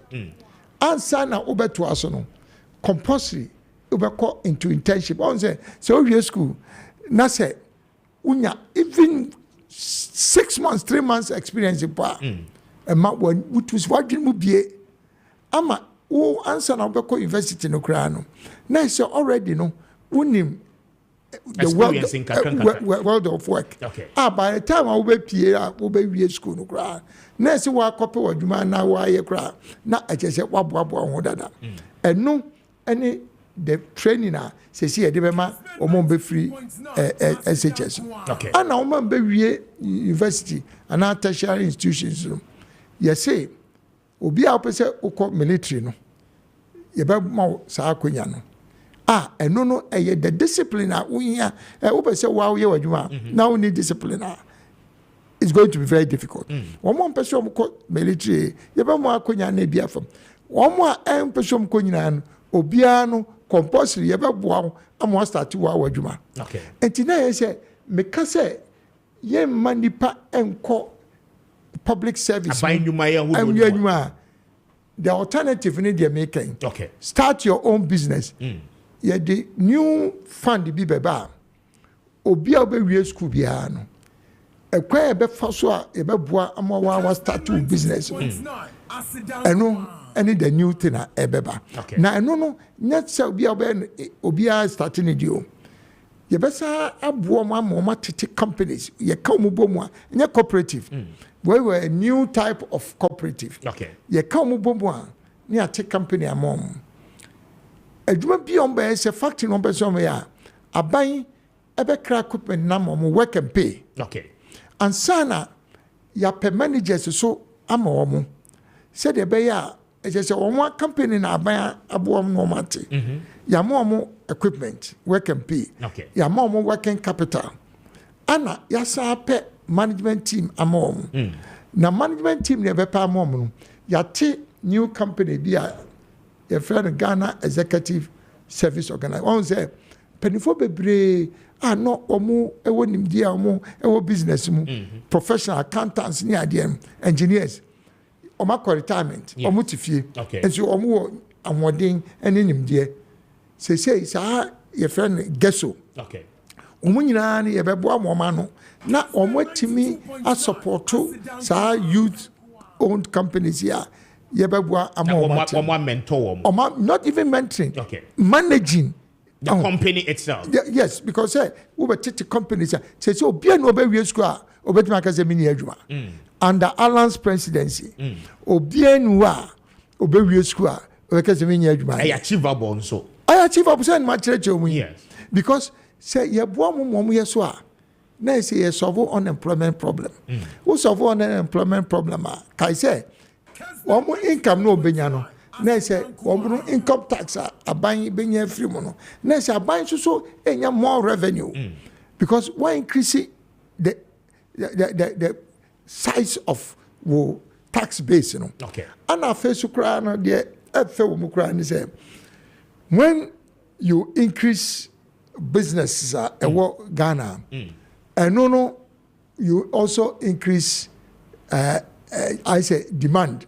Okay. Because after any papa nya adwuma ye unya adwuma ye oboto no ma sika ba oboto no ma na fe omo ye produce no so omo produce no more hey speaker horrible na say me nim kwa say economics what ya say omo produce no mo a na e chese economy no den etene enu amu na omo export to be okay so omo export to a say if everybody is producing, yes, and young people will be a producer, na quality no so ya on say na me management team assemble mu say quality no so ya say Africa so me na me gina so ema African Continental Free Trade Area wonu say no me na me buy enti na say mabomodin asa ma Africa nyina ya ka bom a ye didwa ba akom enti na wo produce bibi wo Ghana say yem pabo say tade o bepamo ubetimi aton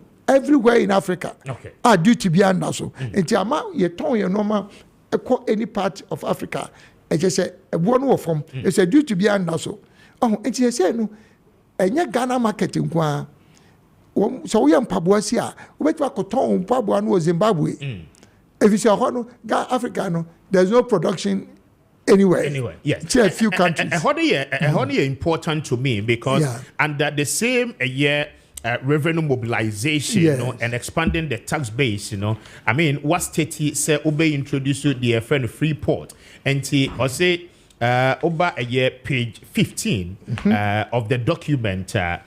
Or say establish a free port enclave at the Tema port to enhance vessel traffic and shipment, which will increase revenue from port services.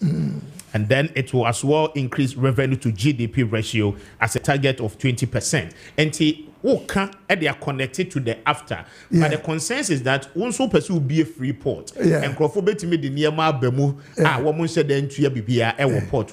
How are we going to correspond this? See what we say. Kessben 92.9. Dubai. Yes. We also go Dubai. We also go Singapore. We also go Hong Kong. Yes. Identity. Say you a free port. Now the entire Emma free port will be a call and say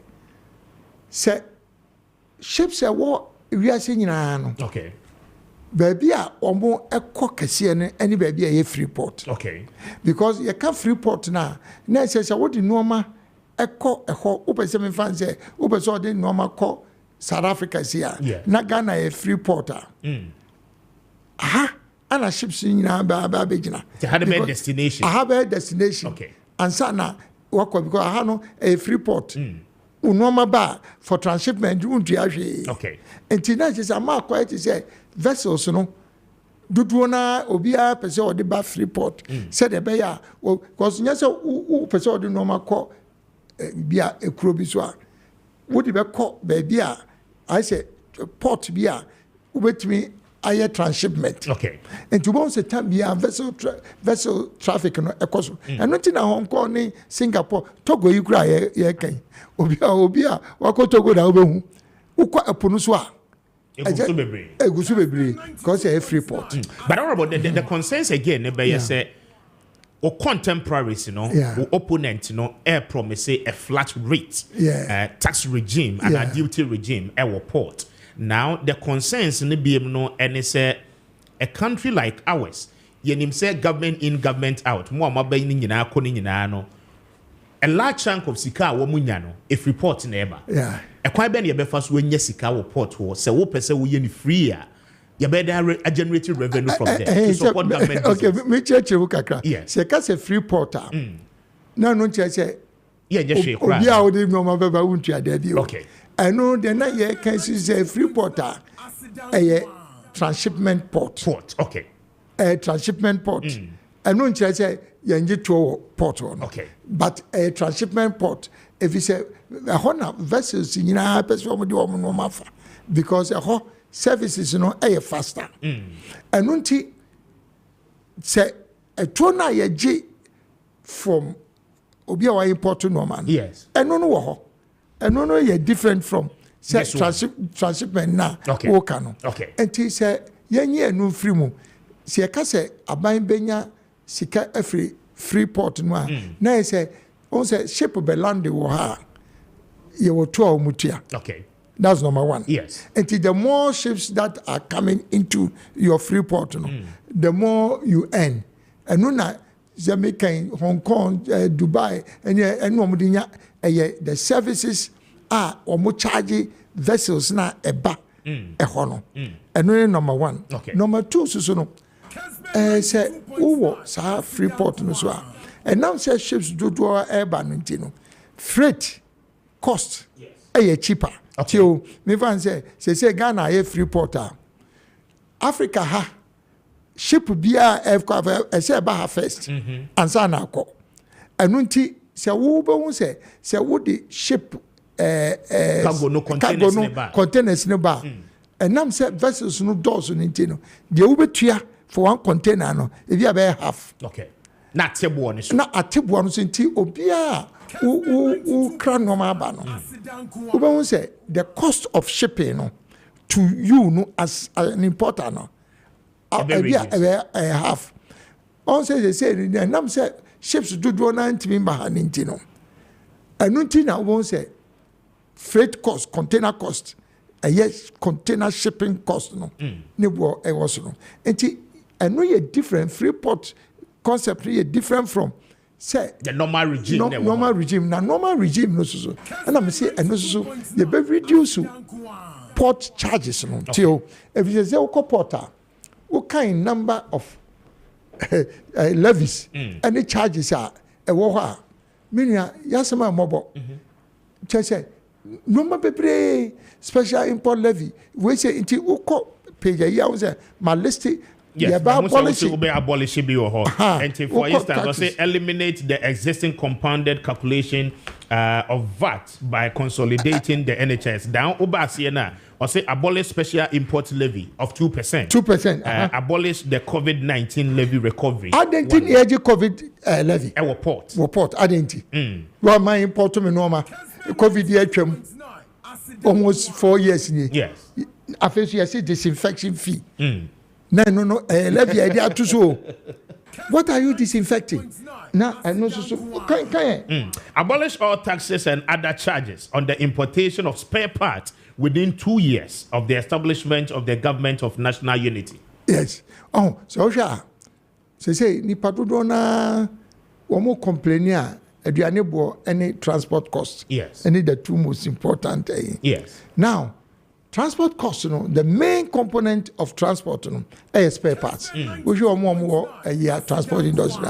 Spare parts work cost not transport possible. And they say so it may reduce taxes. Spare parts. So also so me buy me say within 2 years. If within 2 years, not sa nhihye amaka say meye ni nyina na ezemetimi aye. Nti no me ya affect your revenue. But say ultimate advance notice.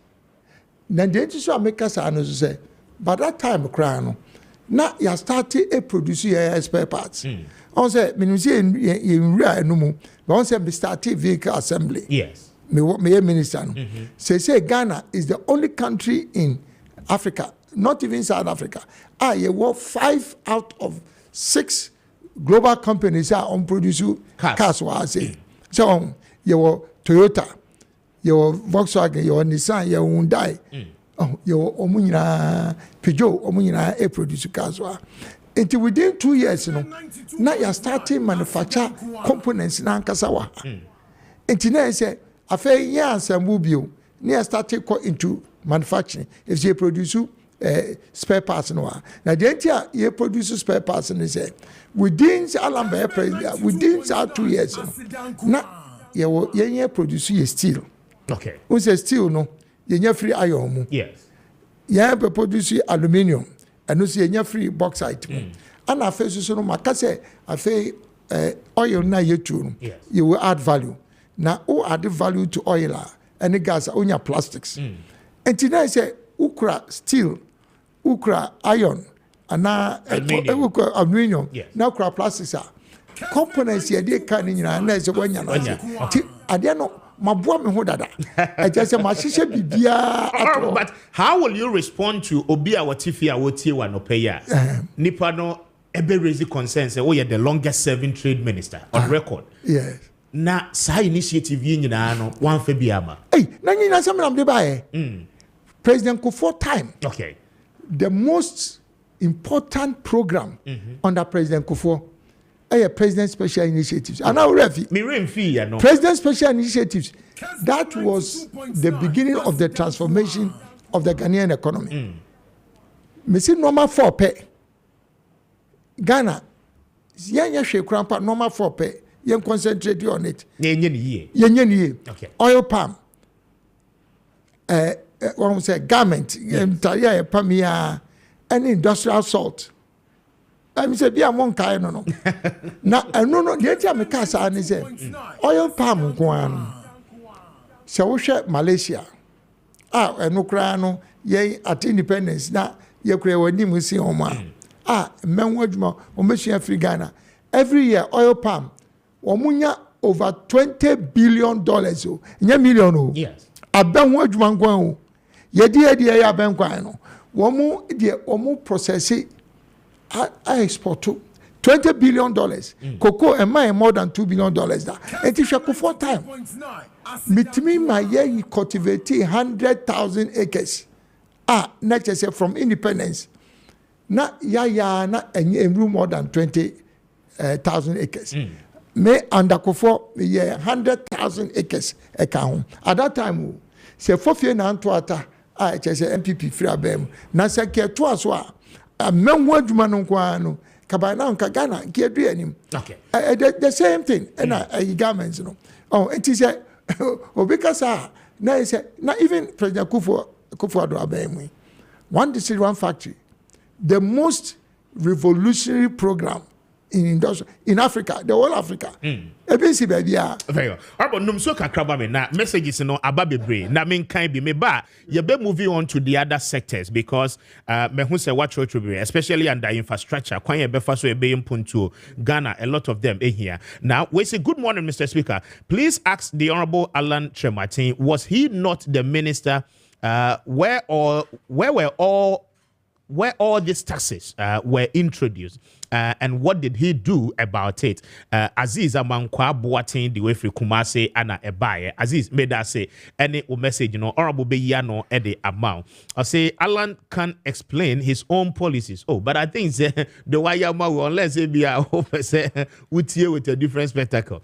We say Ghanaians should vote December 7 for Alan Kyerematen, the man with vision for Ghana. Humility of service and compatible human nature is what he carries. I'm Noah from Sola, Tuna, Kalba district in the northern region. We, the young politicians, should learn from the Honorable Alan Kyerematen. He carries a lot of vision. Thank you for a message. We say, good morning, Mr. Speaker. Please ask the Honorable Alan Kyerematen that all these nice ideas, why didn't he implement any of them before leaving as the longest serving minister in charge of trade at cabinet level? Sonny, would you free tema Anna Edebaye? Honorable Beyano amount. And my question, Honorable Midis, and I think some Crawfords will raise the same concern. We say, good morning, Mr. Speaker. Honorable Alan, good work. I done my heart out for you. Abrecia, you sent in that one. We say, greetings to you, Mr. Speaker, and Honorable Alan Kyerematen. Please greet him for me. He is the only solution to solve the ordinary Ghanaians' problems. Other than that, Ghana moving forward will experience what we are seeing in Kenya. The GTP is the one that is going to transform our economy and our country. God bless him for his great vision for our country. Thank you for your message. We say, good morning, Mr. Speaker. I'm convinced to vote for Honorable Alan Kyerematen, but please ask him for me, how is he going to implement these plans whilst these two parties own most of the seats in parliament, and who is he going to choose as a running mate? Papa Ediwe free Kessben ana Ede Ebaye. Honorable, a lot of the messages yes, and it concerns na me bisa. And now almost say person me church na me nwan mo ti ase say me say I was one or probably the most successful minister during Kufuor's time. Now we say President Kufuor na as a statesman I want to make but o Canada na enunti na ene Kufuor Kufuor abaso and na during this time business pejaya one and a business minister one and a year in charge of a President Kufuor time in a golden age of business. Responsible for it. A true time, no. Now me Minister for Trade, Industry, Presidential Special Initiatives, and Private Sector Development. For every grandpa, Esida. And near Kufuor abaso yes, on an air president, but they are not or yet responsible for the private sector. You know, and obi bejina no bisa sa na me wo identity my employer. And I church muchrewi. A year from cassava, a year from oil palm, and yeah, and I church muchrewi. President Kufuor Abreso, and ne utie communicators, MPP communicators. Yes, they man no can want them. The only thing now, one more can want them say. One district, one factory, and I cast yeah. And I want to show Omoka. Yes, Omoka. And no Miama Juma me di buyer, Miasuna man succeed here. So on the meter. It is over Case. I don't think I'm my no na me church mu say. And before raise concern, especially with the free port now okay for transshipment and the spare parts are within 2 years. Yes. Ube levies near the free so no. And the whole concern I'm sure say and Crawford no pese wo mu ho. And I'm patro how me answer. Yes. Chill. So me kase free port and my church mu say who create free port until me ma mu Dubai ne Hong Kong example and even Togo I say a transshipment port na we create and hana cargo nyina eba ansa na ye de akoba bibiwo enti oyasa na vessel traffic no higher enti unya a lot of money from even port services no and no make abanyo enye say obia wa import no ma no na akwai say who import no ma na say free. Say who import no man. Now we are in transshipment there, of course, a free. Say who have a town wo Ghana, and no you duty and a standard. Nemum de na make can say apart from free port a day, my church mu say import duty and it's our tasks baby a no port no a paper form. Now there wo mu krampo ni say speaker. Me and I introduce you the most successful customs management system ever in Ghana. I don't put me finance minister. I see. When new system ICOMS. ICOMS me am dey buy. Idea. Me yes idea. Me am dey buy. And go for bomb me who negatives are. No me say me mading. Na nam say collusion. You go for a deport munintino. Me de banya na nkofo pese mafia me. Enso me gina me na so ka say there be media Ghana nti na me politics. Yes. Enya party asem. Enti bia de bema abanya sika no na meye. Na me introduce sa ICOMC. Me introduce no 2020 be fancy 2020 21. Samba bebre. And samba afa okay. Yes, me kai. Now land wakofa system we but me ma statistics no 2019 na old system no na revenue enya from duty in port na 12 billion Ghana cedis. Okay. Tieni yo 2019 old system enya 12 billion there. 2021 all the propaganda we against is na me this system bi aba no 2021 a move to 16 billion first 3 months of implementation. Of ICOMS. First 3 months of implementation. 2022, 22.1 billion. Now for the ABN Ampasa Moti. Maybe the system about Anna and nam negative propaganda and I like over BBI. Within 1 year.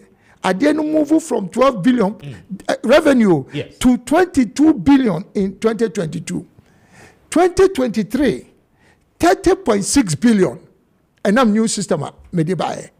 Now, so we to for propaganda annoya. Me finance minister. Now me system am the buy.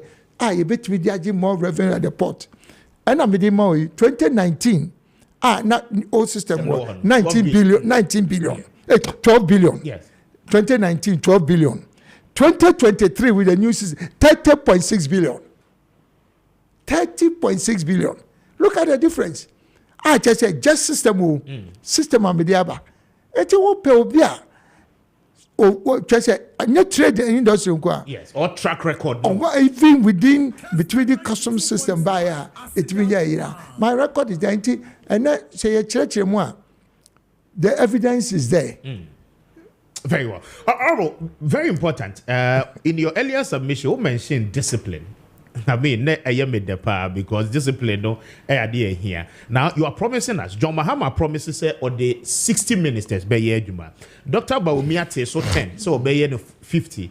They say once what so 10, say on the 40 ministers and the by year Juma. How achievable is this? Media me my church mo.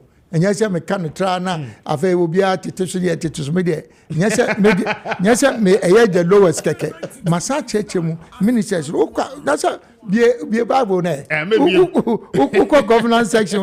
My church the number of ministers. One of the year Makapa very important. Yes. Me say me combining finance, trade, and industry. Okay. Because my year Juma finance, trade, and industry. Ministries in the Bible. Because for time PSI. Yes. Na me yeno.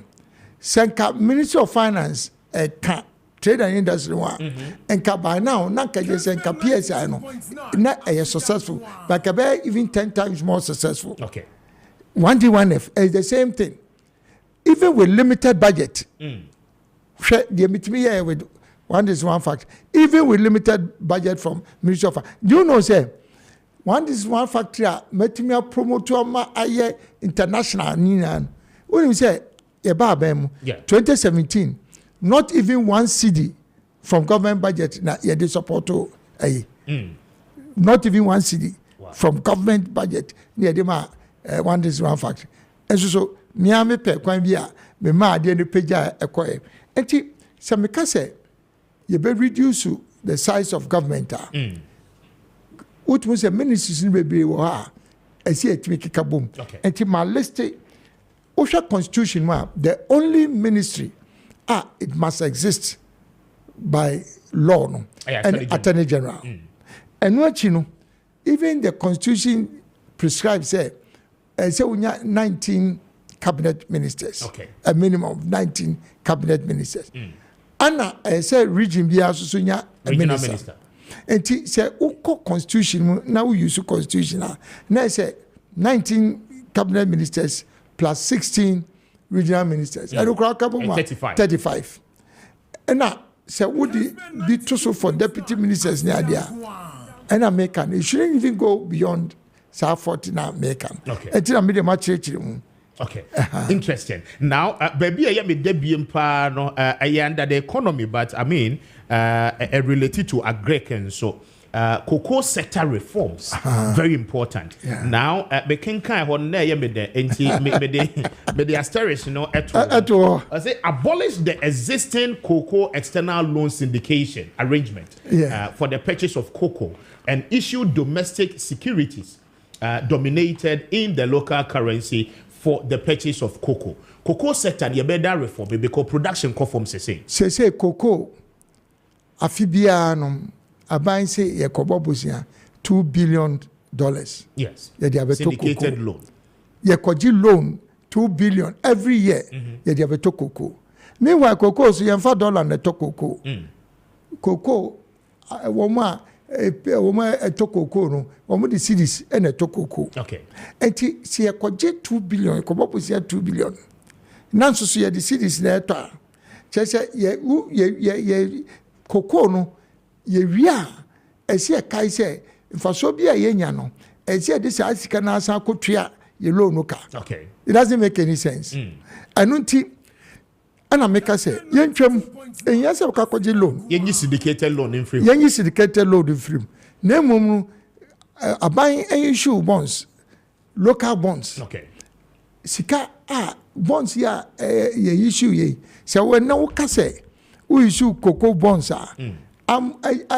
dia to cocoa ubenya sika na den ye sika ye to cocoa na ye to cocoa say ye konya free say Bank of Ghana na enya saiska no am ye to cocoa it's the same thing, but the beauty of this is say in this case no na say ye ton ye cocoa no ye benya full value of earnings no cocoa value na ye beton no ye fa ensan fan kotua loan biaka and it to change the dynamics. And only a good idea, but under this same government regime, we are a woman. When we introduce you, be a friend of Dachi bonds. One can the same thing. Say one more de beboa cocoa sector and any idea. The same crofok record Dachi bonds no cross haircut.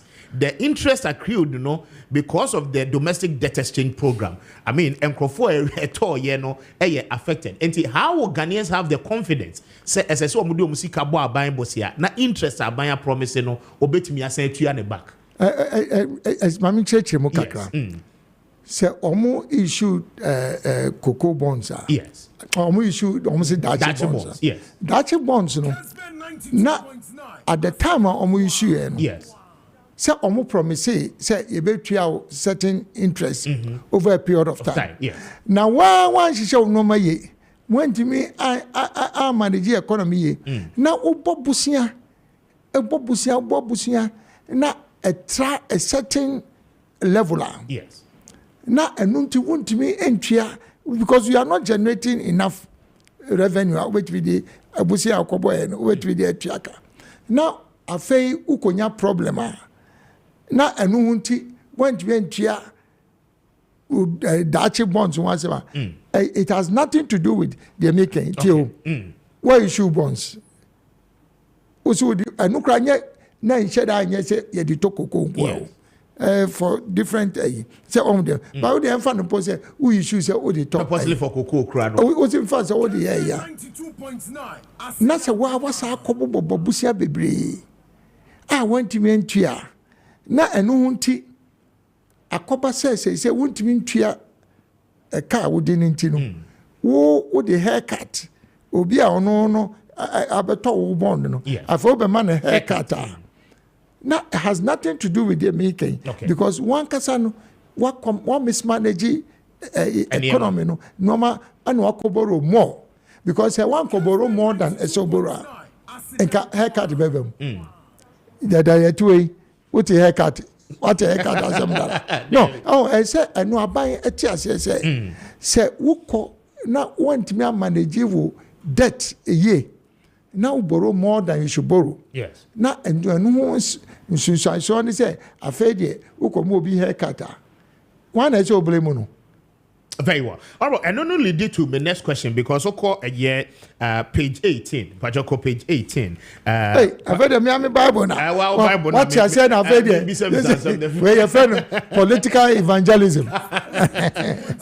Point 1.7. Yeah. Debt sustainability management. Yes. Very important. Yeah. You are seeking to become president from January 7, 2025. Now, we name the current state of your womb in terms of Oman Yekayede. Now, as at this morning, Kwano, your debt to GDP is 83%. And your mind over 83% as I say, now, there is a prediction by the World Financial Institution said by 2029 there na yetimia manage ababedu 69.7%. A car ye this say ye postpone in the next 10 to 15 years. Yes, yeah. Obeden one manage sa economy we ya financially ye boost no enye. Hey, and then speaker I'm said number one now. Said what's here? I said Ministry of Finance one why you say open so convince himself of no call. Exactly. Excellent question. Me check mu kakra. Okay. Tamwa ye ko IMF no. Na ye ye books so no. Yes. Ye say your debt to GDP no. I just say busia ya bono. Bia would be 80 na yes debt to GDP baby almost like 80%. Yes. 80%. Sana ne books mo. Yes. I am a for buy no amaka say there be debt to GDP are more can.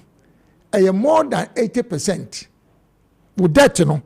More than 80% of your GDP. Okay. A car would just say move 80%. I know say of normal we normal 80% account now IMF for buy no am say there be cocoa board ECG just other state agencies no e ka omo de no ya the government debt ho okay 80% na wo kan ebeko 105%. Enti eno no mu gina so say your debt to GDP ni 105%. Okay. Na say yen ye pese IMF my busiana as ye reduce again from 105% to 55%. Okay. Say ansan ye discount amount enu nti no mu ye haircut no. Okay.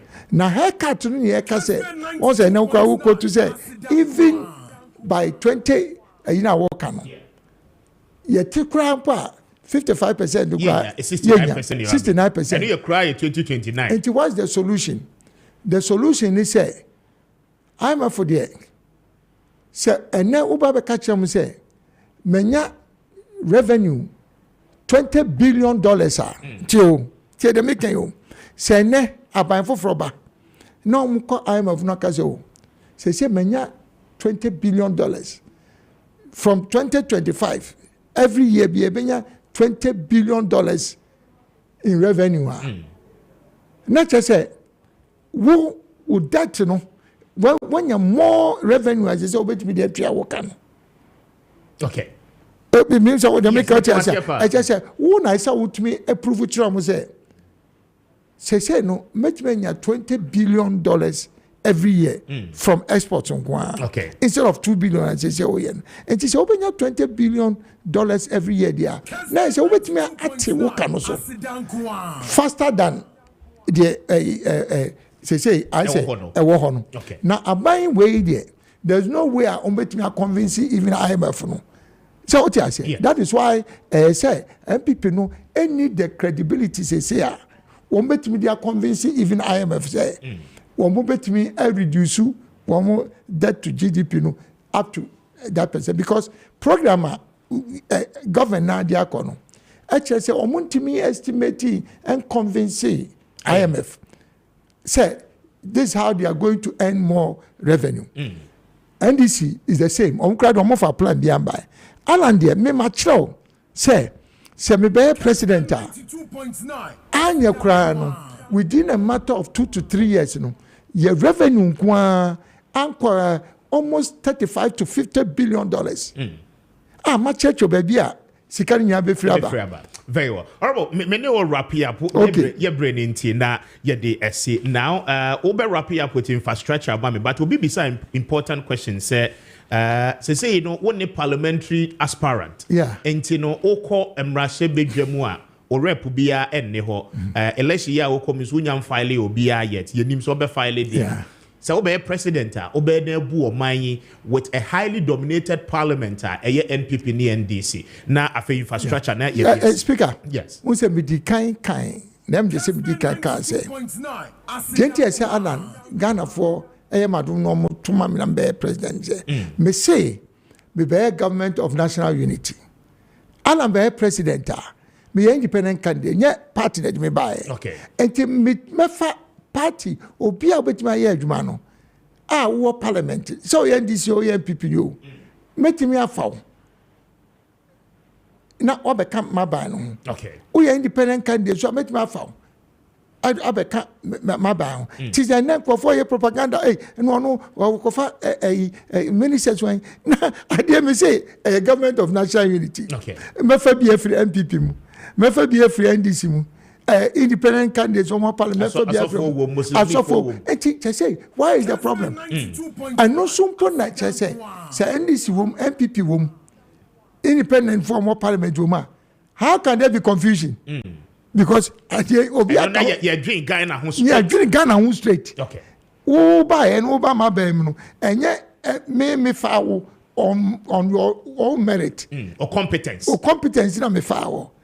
Just say MPP no ana waka say unyina so nti mama ba oba so me be your minister we NDC here is the same thing. I say Alan nyame ahia mama said me see me politics over the years I'm one of the few leading politicians in Ghana me what acceptability in all the parties and you be abeka say NPP for party penifon na no more problem but the rank and file of the MPP 70 to 80% of MPP rank and file no one when you mean one more shamanim and this the same thing it me catch across all CPP force the same thing. Very well. Me will be, but when the official one, and you when our sign, the autograph was with Mama. Said was here, who said to a papa. Oh, there we are. Now, some me my travel book. I feel what idea now, Speaker. When this was doing so song, we wish you well. We pray, say, Radibema, Wakuma, so at the end when this was doing. Amen. Now we can say I don't pay your dassy. Say your tones are from will buy. Now visit me pay we no. Mr. My autograph over crack. You may be a much you know man will say my autograph. My Indian ones and I am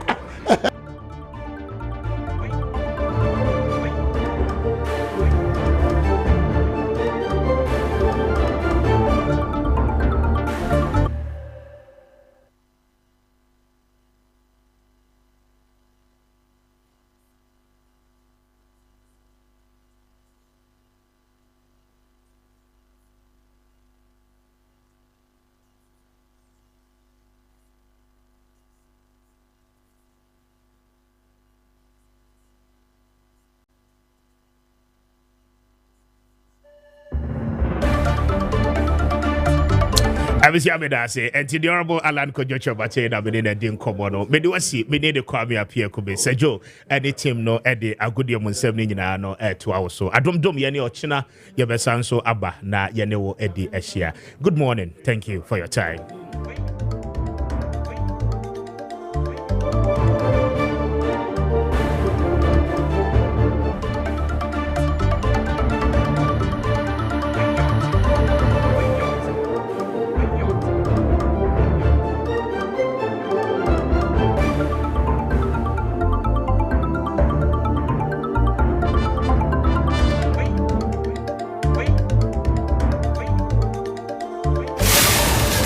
This is 92.9, the radio station that other radio